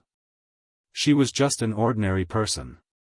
Of course, maybe there will be other developments in the future, but unfortunately, she passed away too early, so there's almost nothing left. This sounded a little depressing, but Lu Chen's eyes suddenly lit up and said, wait a minute, do you mean you know the name of that small sect? Old Ma smiled and said with a slightly proud expression, I've already been there. Lu Chen also said with a smile, it seems that the sword is not old. Not bad. Old Ma looked calm and said, that sect is called Flying Goose Sect. It occupies a few rooms in the Celestial City. Once it is connected, it will be the headquarters. There are only about a dozen people in total. Moreover, their cultivation of Dao techniques and whatnot seems to be mediocre. Lu Chen nodded. There were countless cultivators in the vast land of the Divine Prefecture, and the number of cultivation sects were as many as the hairs on an ox. Apart from those famous sects with a long history and great influence, small sects like this were actually extremely common and not strange. Therefore, he quickly asked, who did you go to? Did you get any information? For some reason, Old Ma sighed softly at this time. After a while, he said, I went to ask, but it seems that all the cultivators in the Fian sect are young. They just joined the sect in the past 10 years, so they don't know Song Hui. In the end, the head is the oldest, so I have some impression of her. Lu Chen was silent for a moment and said with some emotion, life seems to be like a dragonfly skimming the surface of the water. There are only a few waves, but no one can remember. Old Ma glanced at him and said, most people in the world are like this. Lu Chen smiled bitterly and waved his hand to signal Old Ma to continue. Old Ma said, the head said that when Song Hui was accepted into the sect, he took a fancy to her aptitude. But in fact, when Song Hui joined the sect, she was already a little old. If she was slow in building her foundation, her future achievements would not be too high. But she is a small sect, so they really don't care so much, so they took her in. The head said that when Song Hui was accepted as a disciple, her parents had already passed away. Her own life was also difficult, so Song Hui was very happy to be accepted into the Fian sect. Later on, she was also very respectful to the head. She could be regarded as a favorite disciple of the head, so he still remembers her after so many years. Lu Chen frowned and said, what about the others? Nothing else? Isn't it the same as what the person in the Dazai yard said? Old Ma shrugged and said, Song Hui was originally an ordinary woman. What else do you want? Oh, by the way. Old Ma suddenly seemed to think of something and said, the head mentioned another thing. He said that Song Hui had a younger sister, and she was very young. The age difference was almost 10 or 20 years. Lu Chen raised his eyebrows and said with a slightly solemn expression, "She had a younger sister? Where is she now? What is her name?" Old Ma sighed and said with a bit of pity on his face, "I don't know. I heard from the head that after Song Hui died in an accident, her younger sister, who was only 4 years old, suddenly disappeared and there was no news of her since then. No matter what they did, they couldn't find the little girl's whereabouts. At such a young age, she had no relatives. In this difficult and cruel world, she was probably going to die prematurely." As old Ma thought of this, he also felt a little sorry for the lonely little girl. But when he looked up at Lu Chen again, he was stunned. He saw that Lu Chen had a somewhat complicated expression on his face and seemed to be in a daze. "Hey, what's wrong with you?" Lu Chen was silent for a moment, before he gently exhaled a breath of air. After which, he spoke in a faint voice, "Young and lonely, wandering in the world, and then disappearing without a trace. These words seem to sound somewhat familiar to me." Old Ma was stunned. The rain that had been raining all night finally stopped. The air became fresh, and even the blowing wind seemed to carry a bit of moisture. Lu Chen and Old Ma walked up the mountain. At the same time, Lu Chen whispered to Old Ma, "Right now, we still have to focus on hunting down the remnants of the evil cult. As for Song Hui, you don't have to worry about it for now." Old Ma was a little surprised. "Don't you want to investigate any more?" Lu Chen was silent for a while, and then he raised his head and looked into the distance. He saw the towering and majestic celestial dragon mountain standing towering between the heavens and the earth like a giant, and there were countless clouds coiling around the mountain. He retracted his gaze and said, "Don't investigate any more." Old Ma shrugged. "Up to you." The two separated when they reached the top of the mountain. Lu Chen went directly to Su Qingjuan's residence. Thinking about what happened last night, Lu Chen felt a little complicated. He hesitated for a moment before going up and knocking on the door. After a while, footsteps were heard from inside the door. The door was immediately opened and Su Qingjun appeared at the door. Seeing that it was Lu Chen, Su Qingjun nodded and said, "Come in." Lu Chen walked in, but before he could greet her, he heard Su Qingjun say as she closed the door, "White Lotus has woken up." Lu Chen was startled for a moment, then nodded and said, "Okay, then I'll go see her." Su Qingjun glanced at him and silently walked over. The door of the bedroom was unlatched, so she quickly walked in. Then Lu Chen, who followed her in, saw White Lotus on the bed. Perhaps she was startled by the footsteps. White Lotus, who had her eyes closed, opened her eyes and looked over. At a glance, she saw Lu Chen, who was beside Su Qingjun, and was immediately shocked. Lu Chen slowly walked over and sat by the bed. After a moment, he laughed dryly and raised his hand. "Are you okay?" "Not good." White Lotus said, "You just stabbed me last night. How can I be okay?"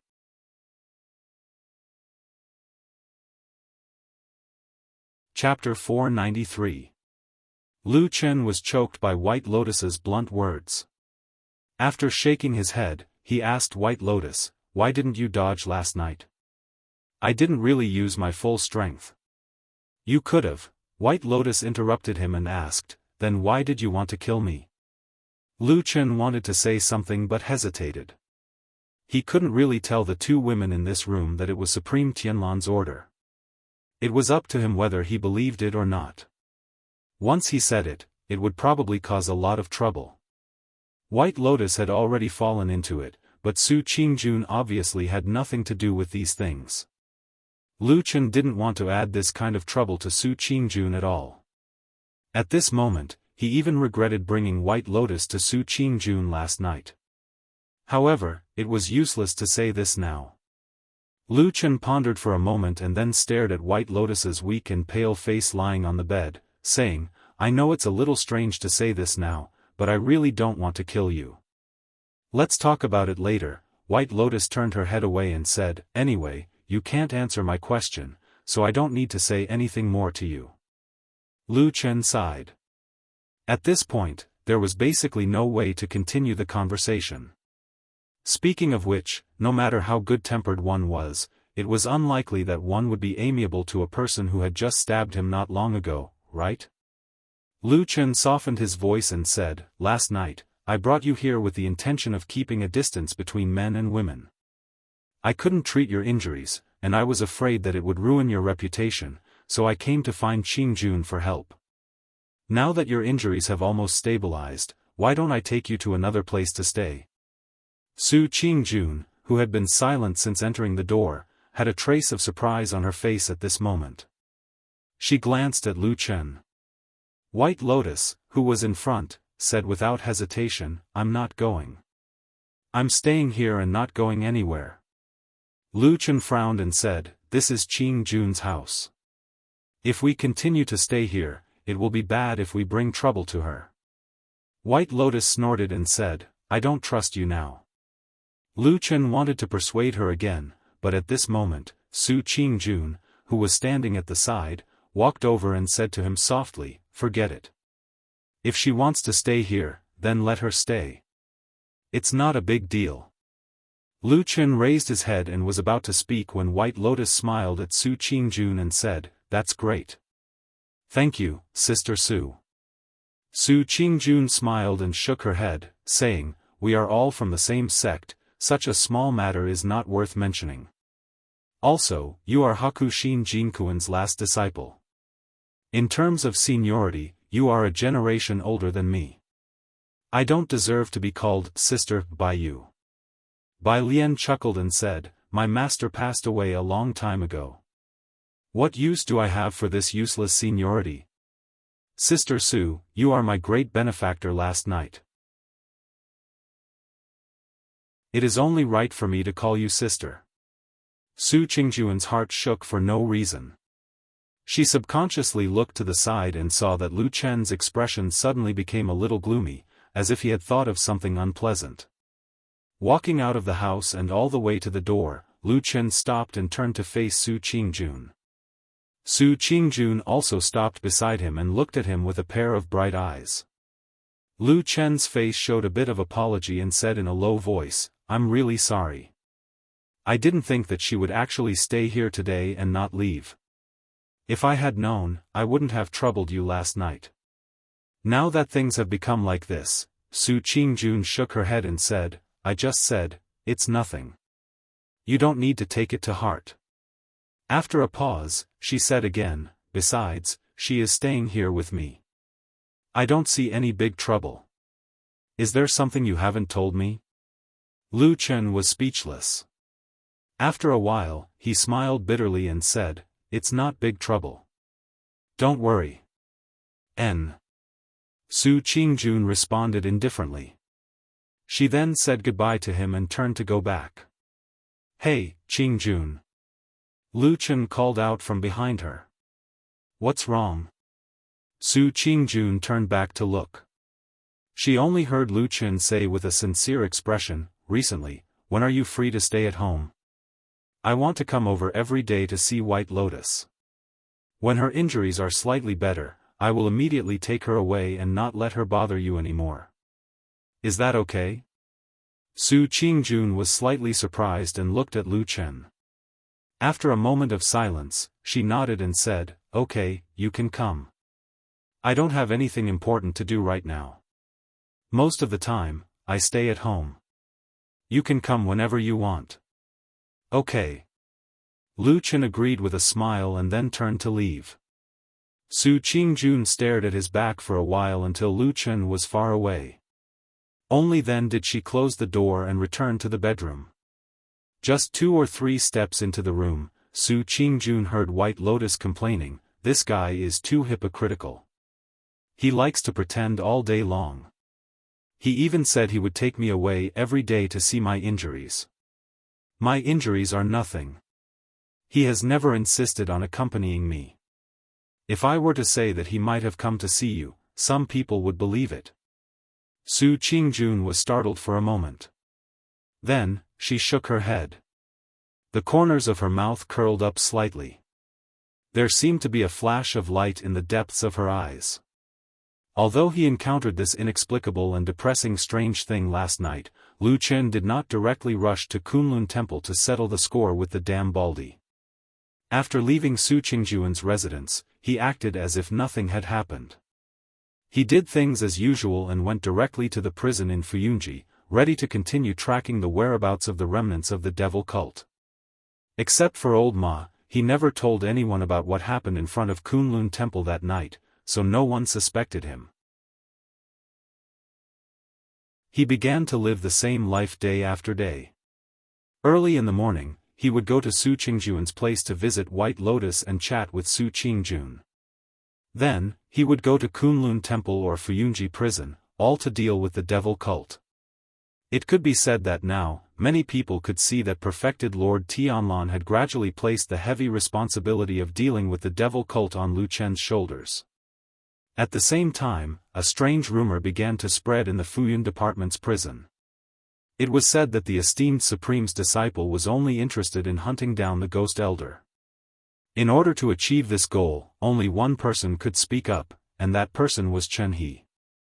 After Lu Chen brought Chen He to the quiet room and locked him up alone, no one was allowed to go in to see him. And Lu Chen himself would go to Chen He alone for 2 to 4 hours every day. As for what they did and what they said in between, no one knew. Many prison guards who had interrogated Chen He sneered at Lu Chen's actions. Of course, this was said behind his back. No matter what he did on the surface, he still had to give perfected Lord Tianlan face, right? Even they could not pry open Chen He's mouth. What right did Lu Chen, a newcomer, have to open his mouth? If he really got the information out so easily, wouldn't it seem that the prison guards were all idiots? But about 5 days later, another rumor suddenly spread from the prison, shocking everyone. It seemed that Chen He had opened his mouth and told Lu Chen all the secrets and information he knew. For a moment, undercurrents were surging inside and outside of Fuyunji. Everyone in the prison was even more shocked.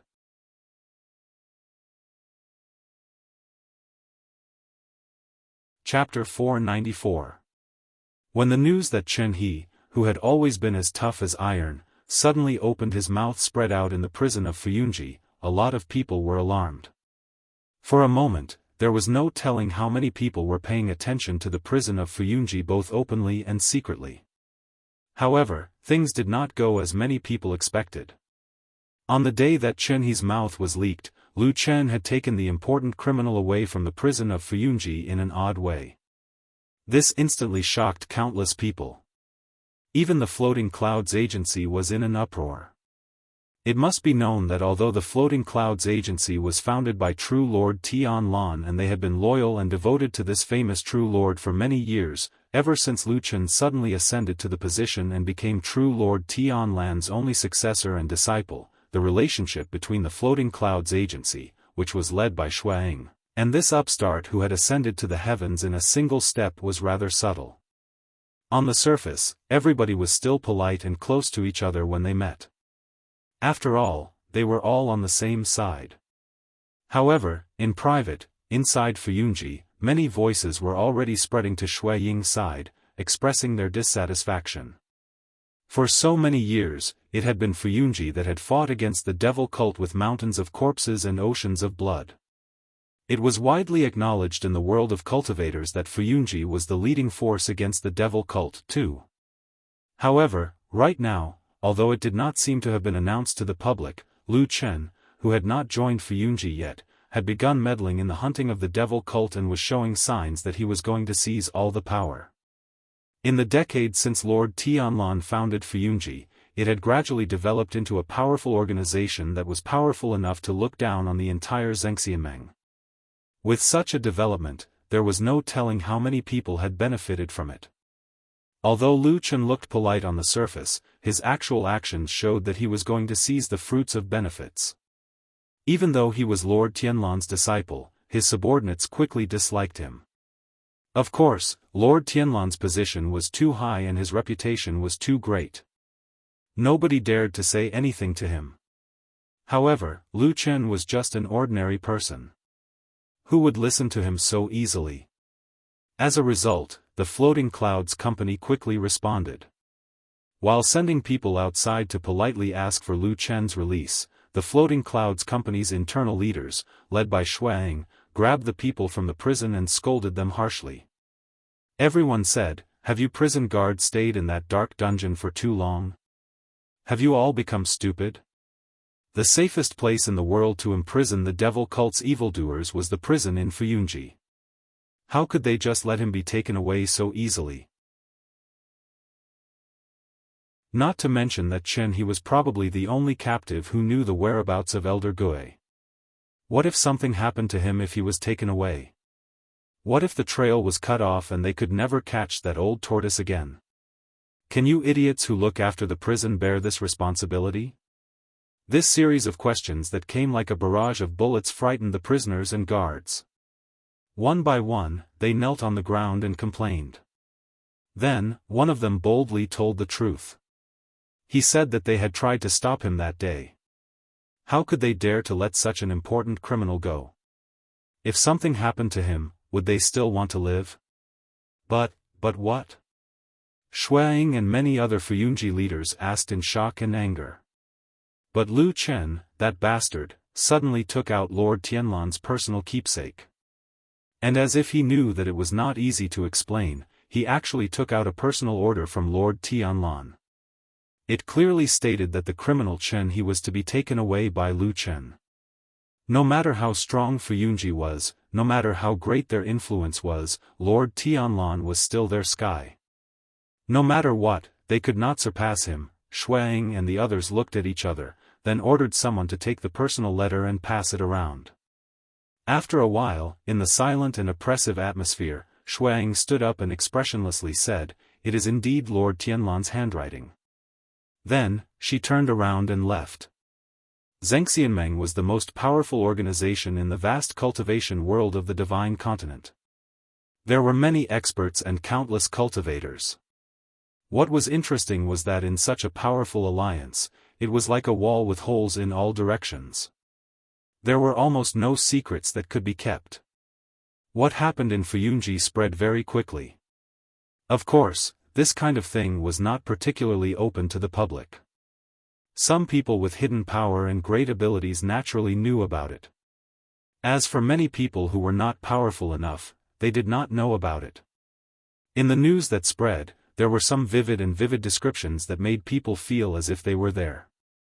In particular, the Fuyunji leaders who held high positions, especially the group of old ministers and old confidants led by Shuang, made people feel that there was a gap and conflict between these powerful people and Sky Shadow, who was very likely to inherit Lord Tianlan's huge foundation in the future.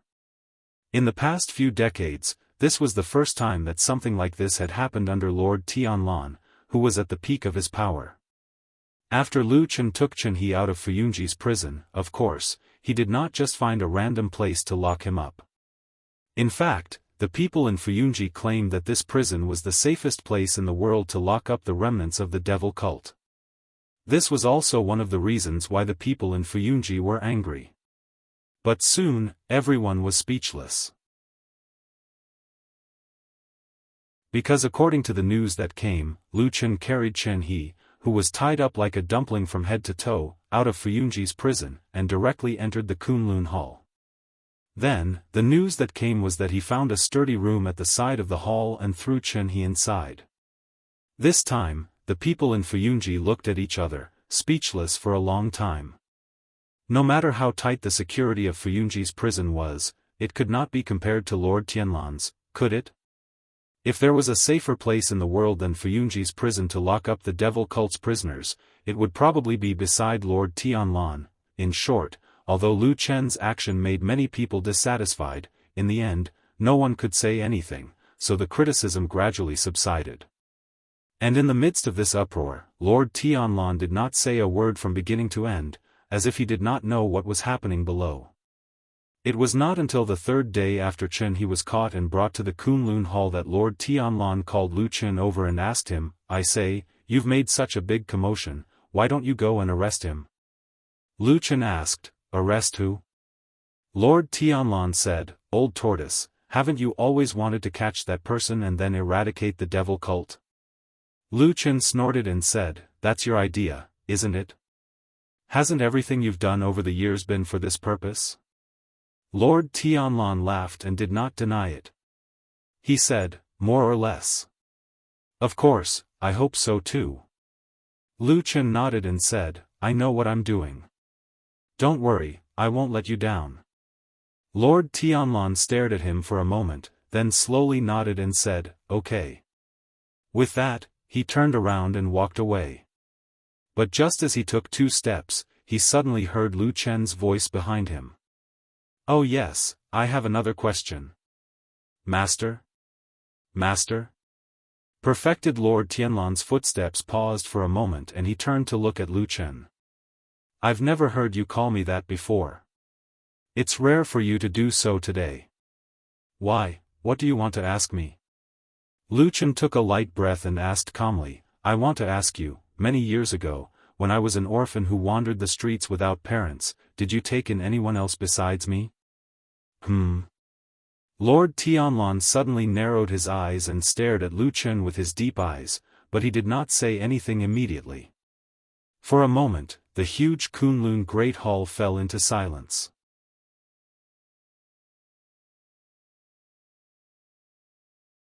Chapter 495.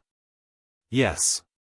After an unknown period of time, Perfected Lord Tianlan opened his mouth. His tone sounded extremely calm and gentle, as if he was talking about a trivial matter. "You're the first orphan that I've taken in and nurtured. Over the years, I've nurtured a few more people. My method of nurturing them is similar to yours." Lu Chen took a deep breath and looked at Perfected Lord Tianlan. "I've never heard you mention these things before, including the people in Fuyunji, Old Ma and Shuang. You didn't mention them either." "They don't know either," Perfected Lord Tianlan said indifferently. Lu Chen was rather surprised. "Why?" Perfected Lord Tianlan raised his head and looked at the distant sky outside the hall. "They're all dead. What's there to mention? Other than me, no one else knows about this. You're the second person to know about this." "They're all dead?" Lu Chen was stunned. Perfected Lord Tianlan nodded. His expression was rather indifferent as he said, "Life and death are just a thin line for those who work as shadows. There's only 1 in 10,000 people who can be as outstanding as you. Be it in terms of cultivation talent or temperament, you have to be the best and most unyielding. Otherwise, you'll either not be able to overcome the difficulties that you have to endure in cultivation, or you'll die a violent death due to carelessness in hiding. There are too many such cases." At the end of his sentence, his expression finally revealed a hint of regret as he shook his head slightly. The corners of Lu Chen's eyes twitched slightly. He seemed to still be in disbelief. "Other than me, everyone else is dead?" "They're all dead." Lu Chen fell silent. After a while, he said, "Do you still remember their names?" "I don't remember." "Dead people don't need names." Perfected Lord Tianlan looked at this disciple of his calmly. "You're not a newbie. After being a shadow for so long, you should understand these things. Even if it was you, if you had unfortunately exposed yourself and died in the evil sect, today, no one would mention you again." Lu Chen was silent. After a while, he said in a low voice, "I understand. It's just that when I occasionally think about these things, I still feel that it's a little unfair." Perfected Lord Tianlan turned around and walked into the depths of the hall. At the same time, his voice rang out. "How can there be so much true fairness in this world? You've seen those who were born with good lives, but you've also seen those who had worse luck than you. They were all orphans, but how many of them died on the streets back then? So don't think too much. Now that you've made a name for yourself, just enjoy your life. Don't think about those unhappy things in the past." As the voice gradually weakened, Perfected Lord Tianlan's tall figure walked into the shadows in the depths of the hall, seemingly about to become one with the darkness. Lu Chen looked at his back and suddenly shouted, "What about that matter? What should we do next?" Perfected Lord Tianlan's figure disappeared. Only his voice floated over. Just do as you think. Oh. Lu Chen responded indifferently.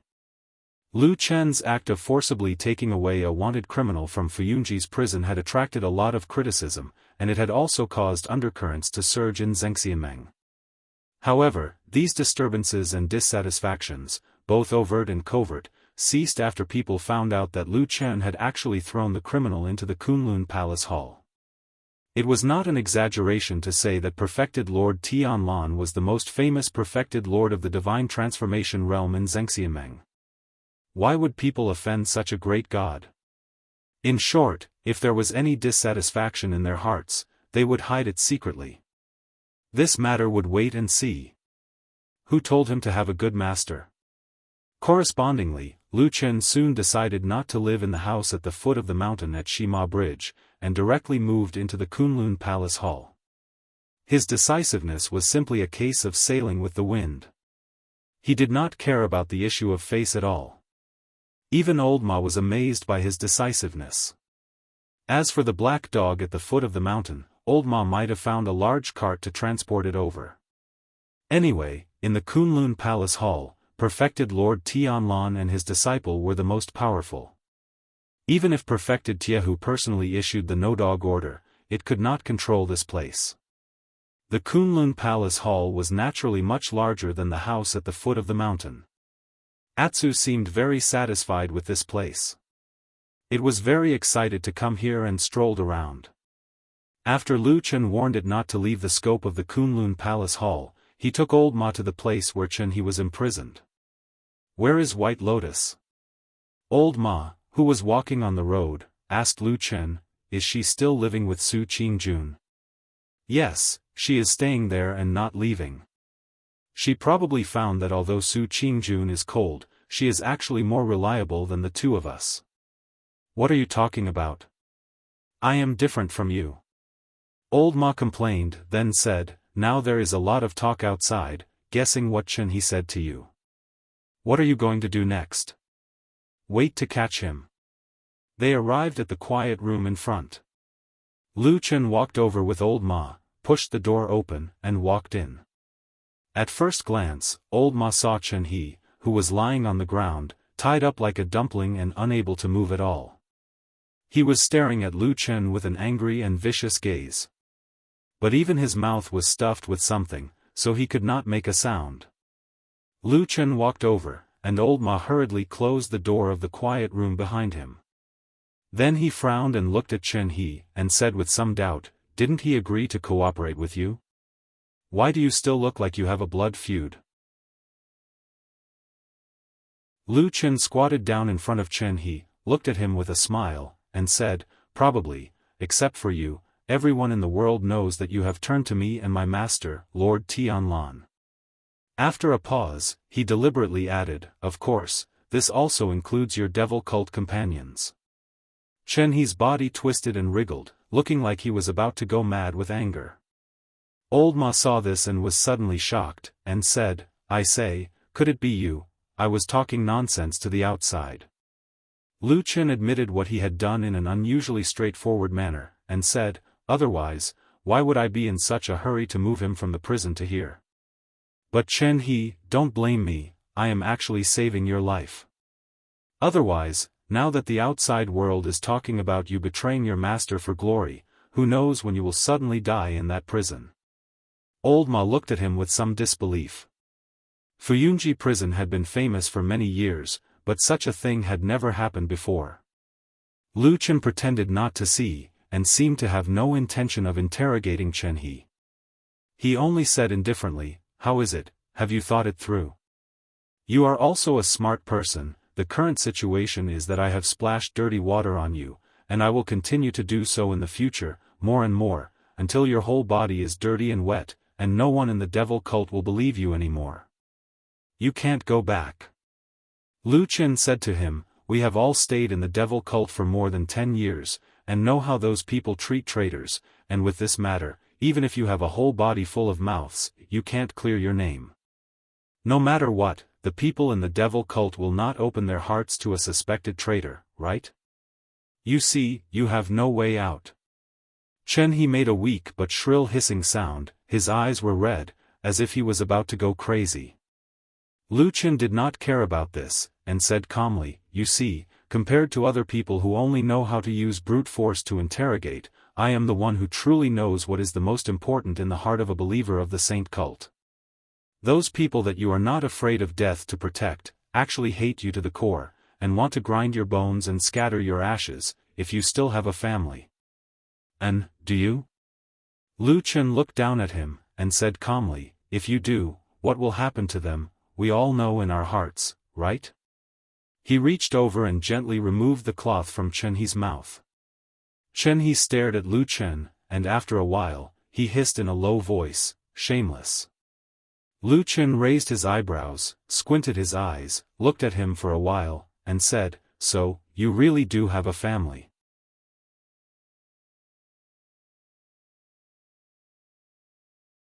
Chapter 496. Although they had been captured and beaten by the world's righteous sects led by Zhengxiameng for hundreds of years, accused of being evil and propagandized for many years, in the hearts of the people, they were extremely vicious and even evil like ghosts.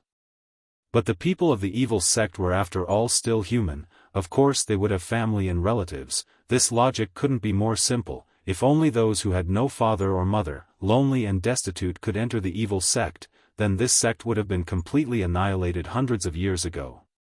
Back then, when Lu Chen was lurking in the devil cult as a shadow, among the core figures of the devil cult around him, there were many family and friends. For example, Master Elder Yun, who was closest to him, had a son and a daughter, and they had a very good relationship with Lu Chen. The elder brother, Yun Jian, was a good friend of Lu Chen, and the younger sister, Yun Shaoqing, grew up with Lu Chen. They had developed feelings for each other, and in the future, Elder Yun had even thought of matchmaking them. Unfortunately, in the far-reaching battle of the Barren Valley, not only did the world's righteous and demonic sects completely change, but even the fate of the insignificant individuals, everyone, came to an abrupt end on that night, and then embarked on a different path. When Lu Chen woke up from the pain of being burned by the black fire, Yun Jian and Yun Shaoqing had already died in that battle. In the chaos, even their corpses could not be found, and from then on, everyone was separated from each other. Hey! A voice suddenly sounded in his ear, and at the same time, someone pushed his shoulder. Lu Chen was shocked and turned to look, only to see old Ma frowning at him, a puzzled look on his face, and asked, "What's wrong with you?" Lu Chen was silent for a moment, then shook his head and said, "Nothing." Throwing the past memories from his mind, Lu Chen took a deep breath. The past was over, there was no medicine for regret in this world. "Do you know why I brought you here from the dungeon?" Lu Chen looked at Chen He and said, "That prison was full of people from the devil cult.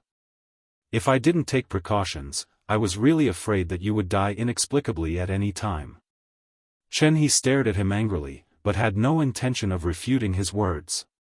Lu Chen said calmly, "We are all smart people, it's better to lay things out. Your performance in the devil cult is much better than the real fanatics I saw back then.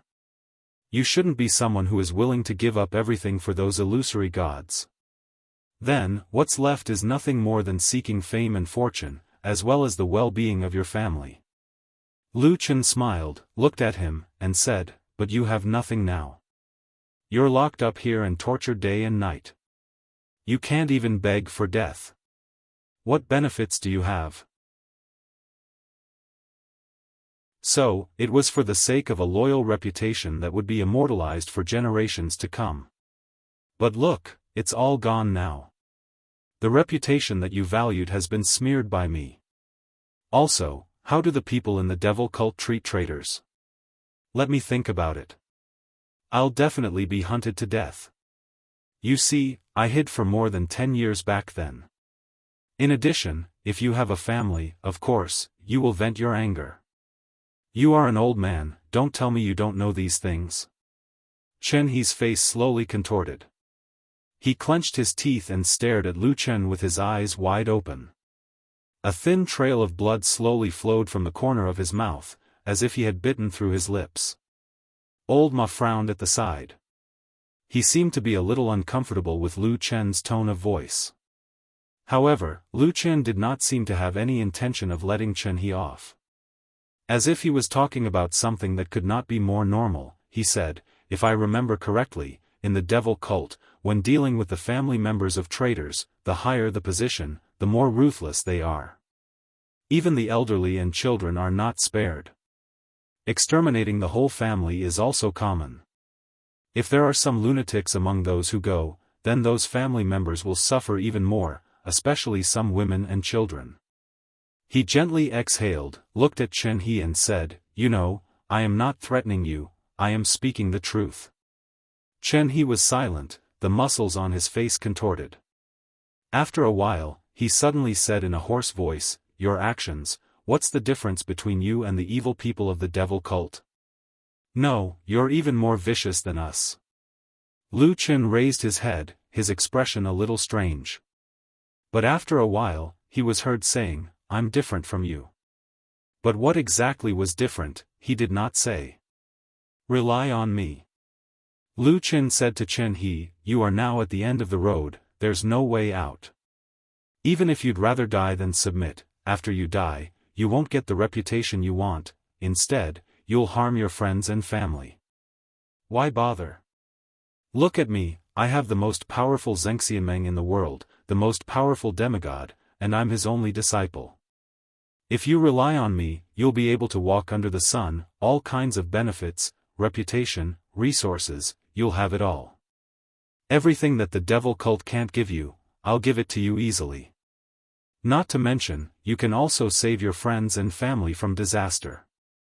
Lu Chen's tone from the beginning to the end was gentle and calm, his words patient and pleasant to listen to.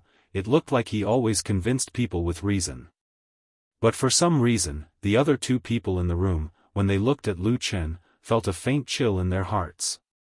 It gave people the feeling that they were looking at a gentle but terrifying devil, slowly dragging people into hell with a smile.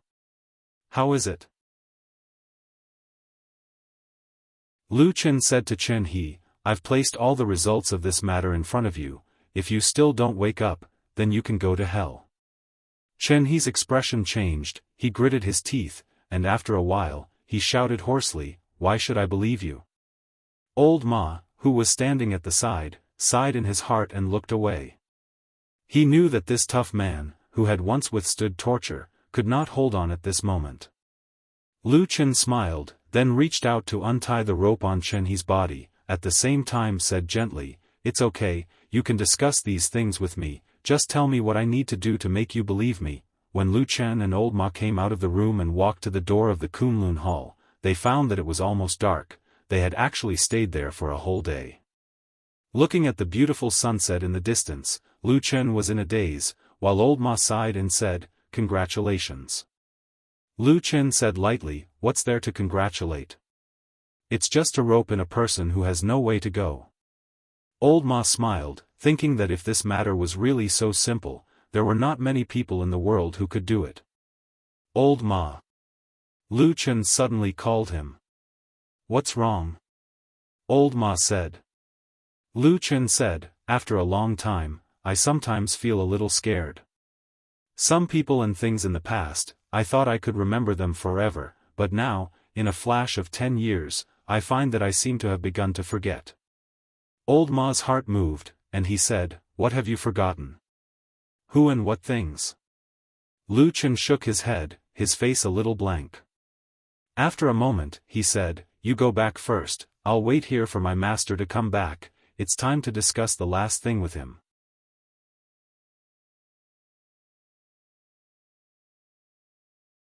Chapter 497. In the dark and humid night, a cold wind blew past. Unbeknownst to him, it started to rain again. The rain hit the eaves and flowed down, gradually forming a transparent wall of water hanging on the eaves. The water droplets floated down in the dark and dripped on the ground, making a low and sweet sound. "Sister Sue?" In the originally dark and quiet room, there was suddenly a call. With some caution, it floated over from the bed. It was White Lotus's voice. On another bed not far from the other side of the room, Su Qingjun turned over and responded. Then, she seemed a little surprised and said, "This is the first time you called me that, right? Is it?" White Lotus thought for a moment and seemed a little embarrassed. "We weren't familiar before, but now that you saved my life and are older than me, I still have to call you sister." Su Qingjun smiled in the dark and said, "Although I helped to treat your wounds, the person who really saved you was actually Lu Chen. I can't take this credit." White Lotus snorted and said, "He stabbed me first. If I still have to be grateful to him, then I can't do it." Su Qingjun smiled and said, "That makes sense." After a pause, Su Qingjun looked at where White Lotus was and said, "White Lotus, when I heard you talking to Lu Chen a few days ago, I had a question that had been puzzling me. You didn't seem to be controlled by him at that time. Why didn't you dodge at that critical moment? If the injury had been more serious, you would have lost your life." White Lotus suddenly became silent. After a while, she said in a low voice, "I wasn't controlled by him, but I was still controlled by others." Her words were very vague and soft towards the end. Su Qingjun didn't hear it clearly and asked in surprise, "What?" White Lotus didn't seem to want to talk about this topic anymore. She turned to look at the window not far away and looked at the shadow swaying in the darkness. She heard the pleasant sound of rain outside. She seemed to be startled and then said faintly, "It's raining again." Su Qingjun looked at her and heard White Lotus's voice floating over like the wind outside. She said, "I wonder if it's raining on Kunlun Mountain now?" Su Qingjun was startled and then slowly sat up. She said softly, "What's wrong? Do you miss home?" White Lotus shook her head in the darkness and said sadly, "I don't miss home.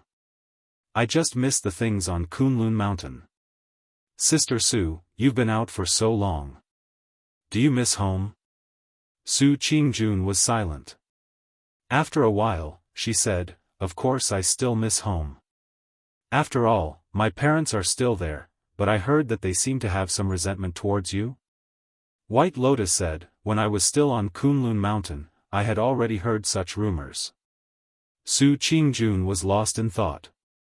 Then she smiled bitterly and said, "They are my parents. I didn't completely live up to their expectations. But that place is still my home. You're so good.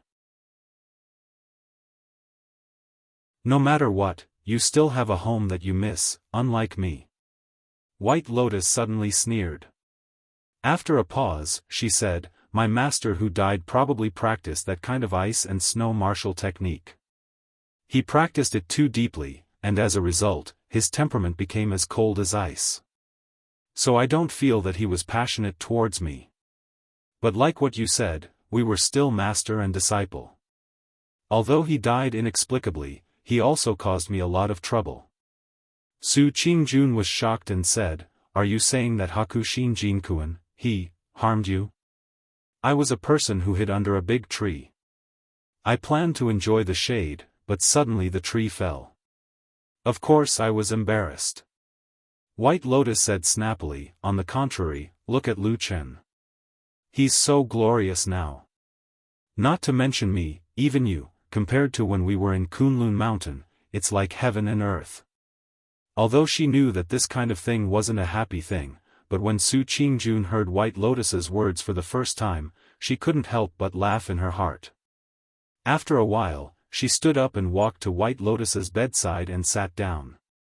White Lotus turned her head to look at her in the darkness. Even in the darkness, Su Qingjun seemed to be able to see the girl's unusually bright eyes. "Don't hate Lu Chen too much in your heart," Su Qingjun said softly. "Why?" White Lotus asked.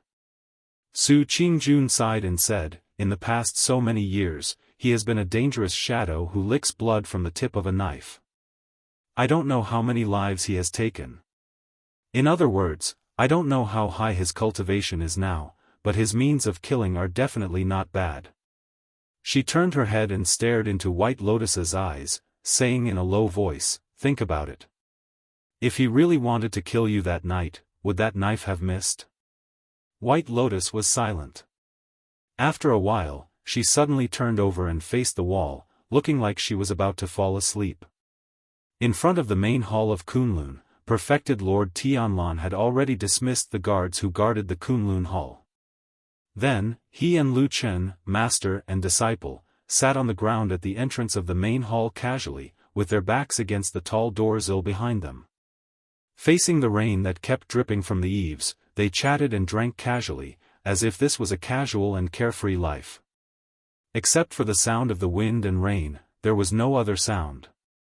It seemed that only the two of them were left in such a huge hall.